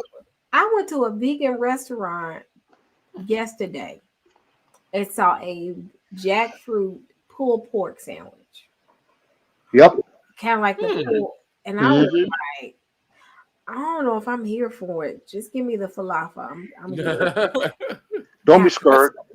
My wife got some jackfruit in we got some in the pantry in the can. So that's interesting. Yeah, you can get some. I can't remember the brand name, but I guess the one store we go to has a really big a big health market section that we get like Gardein. We get like their chicken patties and chicken tenders because again, we throw it in the air fryer and it's like it tastes like chicken patties or chicken tenders, and I'm not it's again, there's nothing wrong with real chicken. It is not unclean. It is clean. It's a clean bird to eat. But like I said, when you're eating plant-based, like I said, I can tell the difference. Like I said, I'm like, if I eat, that's why I had like beef ribs. If somebody had beef ribs right now, I'd be looking at them sideways like, I'm not eating that because it's gonna hurt. It is, but beef ribs so good. That's why I'm so happy I'm doing this, and I'm not anywhere near the city of Memphis because vegan is like a sin in Memphis. Yes, it's like what you mean. They got barbecue all over the place too. Yes, it's like a sin. You go in a restaurant and say I'm vegan, they'll be like, get out. Yep, heathen, get out. But I do want to try buffalo cauliflower, buffalo chicken. I've been craving that. Somebody said try to do that with cauliflower, so I may do that. My wife did that. I'm just not a cauliflower fan. I tried like the cauliflower rice and I had a cauliflower crust pizza. I'm like, nah, I can't do that. It doesn't. Okay. They didn't do it for me. I wasn't a big fan of it. I could eat cauliflower like in its natural form, but just not like cauliflower rice. Like I'd rather have quinoa before I have cauliflower rice. And the cauliflower pizza, like, nah, I'd just rather not have a pizza. Or if I do have a pizza, eat a thin crust. Let me tell y'all something. That quinoa will explode in your stomach. You like expand. It expands more than rice do. I get full so fast with quinoa. Mm-hmm. And it feels heavy though when I first eat it, and then it disappears. I'm like, what is this? It's like I can't eat as much as I used to with that quinoa. Yep. It's like when you're eating better, you actually eat a little bit more often. Like I said, we've been going to the store. Like we've gone like 3 times in the last 4 days or so because of the fruit that we get. All with 3 of us, we go through it, and it's like, dang nabbit. Because it's like, what you want? I want something sweet. Now here's something. Well, after you finish your thing, something about Oreos, especially like gluten free. Do you know that they're actually unintentionally vegan? Oreos, because they're not made. They don't have cholesterol. They're not made with I don't think they're made with animal products at all. People gonna talk about me. I don't like Oreos too much. Hey, that's wrong. I ain't got to have it, and it's like when people hear you say I ain't got to have Oreos, they'll look at you like, have you lost it? We get gluten free. We get gluten free ones that actually taste better than the ones that are not gluten free. To me, all that stuff alone, man. My wife will make like cookies every now and then, or she'll bake something here and there. Like she started baking bread, which I've been loving because it's all natural and doesn't have all that crap that the normal bread has. So it's so much, and it's good too. I love it. Homemade bread is like the best. But I've been trying to get away from all that stuff, like the Oreos, all that. Like I've been staying away from all those things, man, because that doggone sugar. Let me tell you something. As long as I don't have any Keebler chewy chocolate chip cookies, the soft chocolate chip cookies by Keebler, not or the Keebler ones. Oh man. Okay. Keebler make them Soft busting batch. The soft batch. I'm gonna eat the whole pack. Back in the 80s, that's exactly what happened to me. It was just like, what you gonna do? Give me that big old bag of shit and some milk and leave me the heck alone. I'm straight. But like the ones they had the sandwiches where they used to have like little Keebler elves on them, and they would have the little sandwiches. Yes. You ever have mashed chocolate chip cookies? Have I had what? It was actually there was a one they're not vegan, but they were called match chocolate chip cookies. My mom used to get those from Aldi's. That's what they have. They don't have them there anymore. But we used to get those. To me, they demolished the ones from Keebler. They absolutely demolished those. But now I found one. They're called the company's called Alternative Bakery, and one of the stores that we have carries those. It's a vegan cookie and it's large, and they have like chocolate, like this all chocolate, and then they have ones like chocolate chip, pumpkin seed, lemongrass. They're good, but it's vegan. He's like I said, no animal products are there. So in a sense, it's guilt free. Say you're not filling your arteries up with it. So we say, but the thing is, it also costs about $3 each. Oof.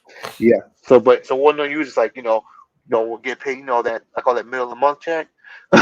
It's like, if my son want one, like, yeah, see if I can go find a couple of them. We get 4 of them. Like, okay. And actually eating one of those is almost like literally eating a meal. Man, I had to give a lot of that stuff. I started really looking at it, and I'm like, especially after I found out from that one British lady that all the food that they give us in the aisle at the end of the shopping for like 99 cents and $2, they got to pay premium money for, because the UK literally taxes American food because it's just that unhealthy. They even, I think in Ireland, Subway was sued by the government, because they said that their bread wasn't really bread. It was more sugar than bread. And so they said they couldn't sell their sandwiches there because it didn't qualify as bread. Yeah. So I remember that they're like, what is this? More like a rubber mat. A rubber mat of sugar. It was all, they put sugar in that bread. That's why the bread be so good and stuff, because they just sugar it up. Yep. Yeah, they do. Say you said, I like Subway, but there's some things I learned.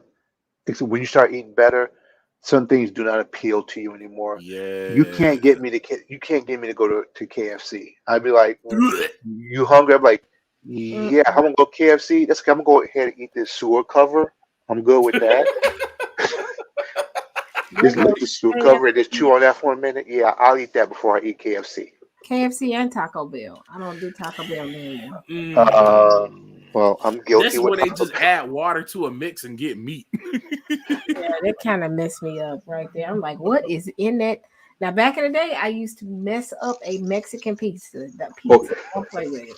That Mexican pizza was my best friend with extra meat. That was when I was 17 and didn't know any better. Yeah, when we was kids, when our bodies would be like, I dare you eat that. You go right ahead. Let's see what happened. Okay. But I would never trust Taco Bell, because I'm like, how in the world you go in there with $5 and get all that food? Well, that's what we call it. Bro, you can feed like 9 people off $5 in Taco Bell. Back in the early 90s, like I said, especially I called Taco Bell the musician's friend, because me and my friends, that's why I started learning to play guitar and stuff like that. So it wasn't unusual. Like I said again, I didn't have money, working a part-time job. It's like I got $10. We're going to Taco Bell. I was gonna be okay. Man, $10 at Taco Bell, you're gonna eat like a broke king. Exactly. You got $5 because they were still like what, 79 cents. Well, I'm dating myself now. It's like 79 cents, stuff like that. I think tacos were. Yep.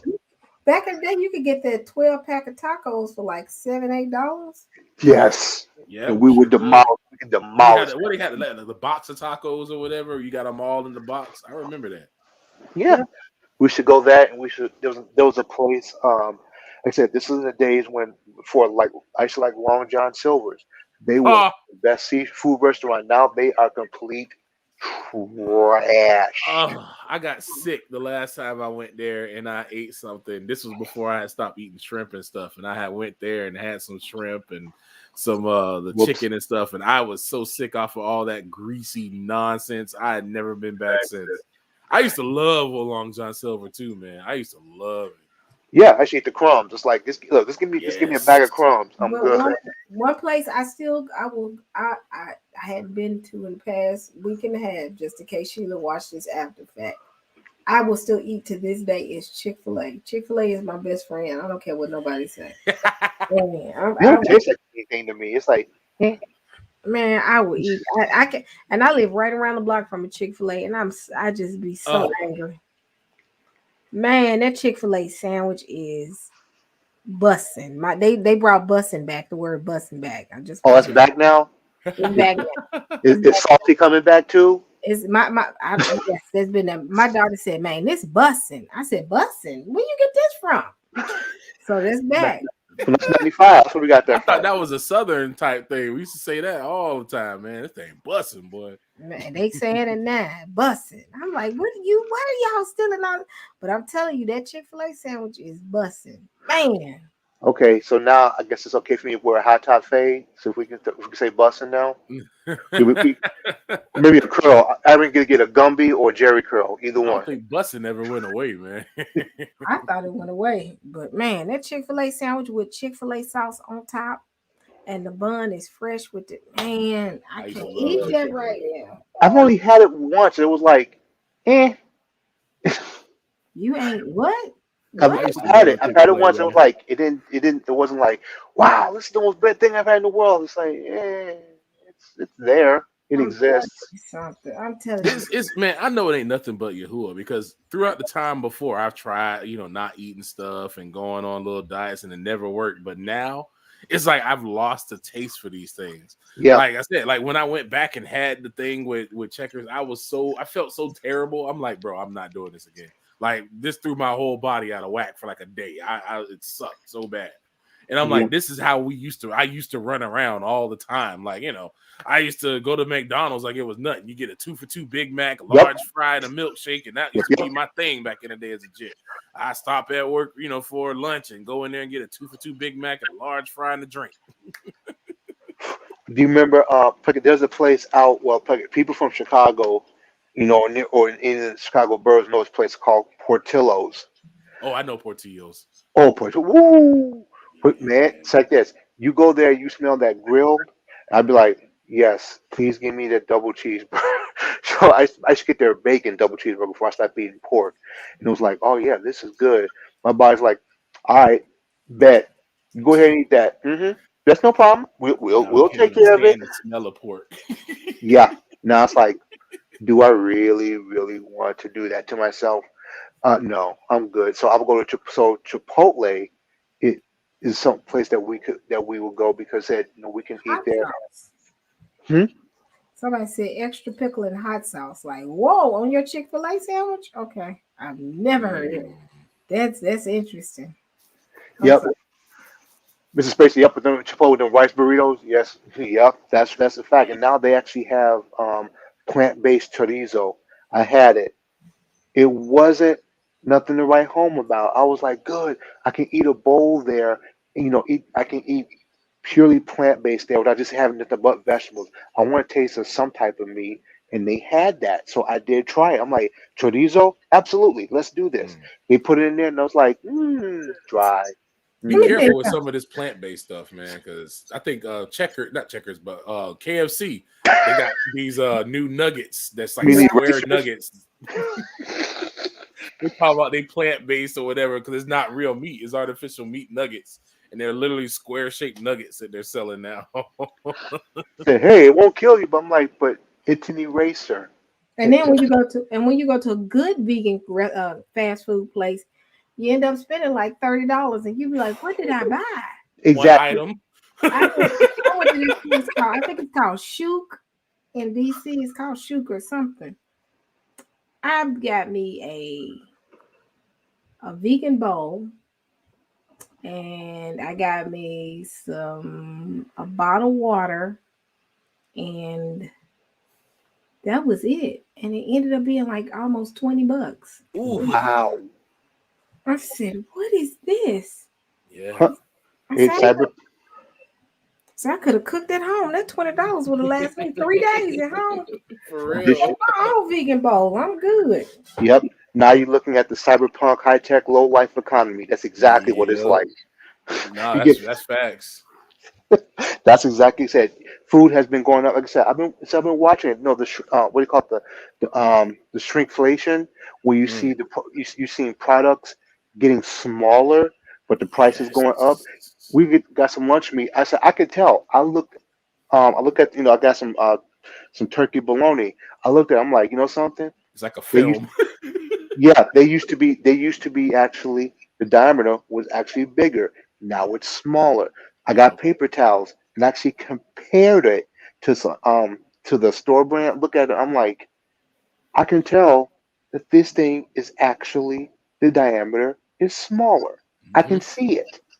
Even But my son is noticing that the stuff is getting smaller. He was like, "Man, weren't these things bigger?" And I'm like, "Yeah, you're right. They were bigger, even during his time when they were bigger." I remember my mom said that when we were kids, that man, these things used to be bigger.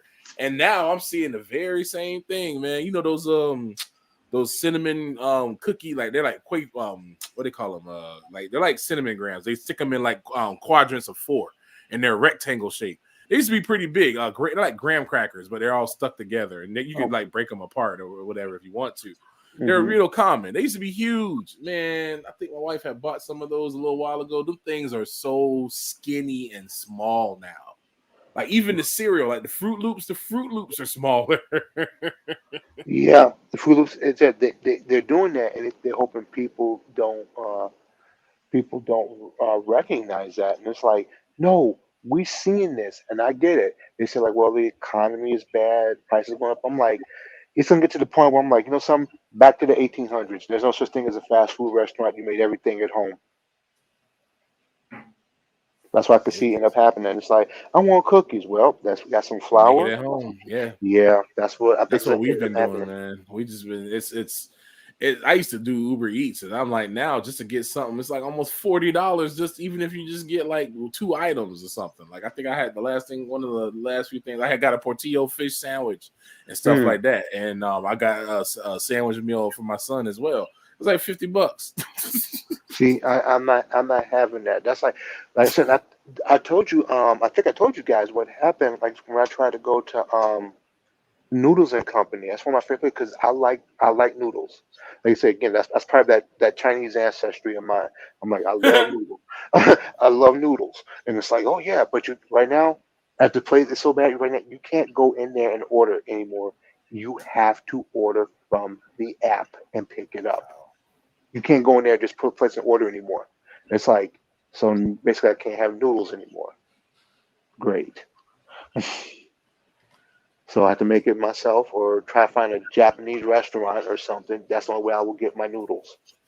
Yeah, the inflation is getting real, man. It's better to just start making stuff at home and buying, more ingredients and try to get a little bit of extra stuff now because these supply lines is already just ridiculous, and now they're about to be worse because of that trucker protests in Canada, and now American truckers are going to follow them too.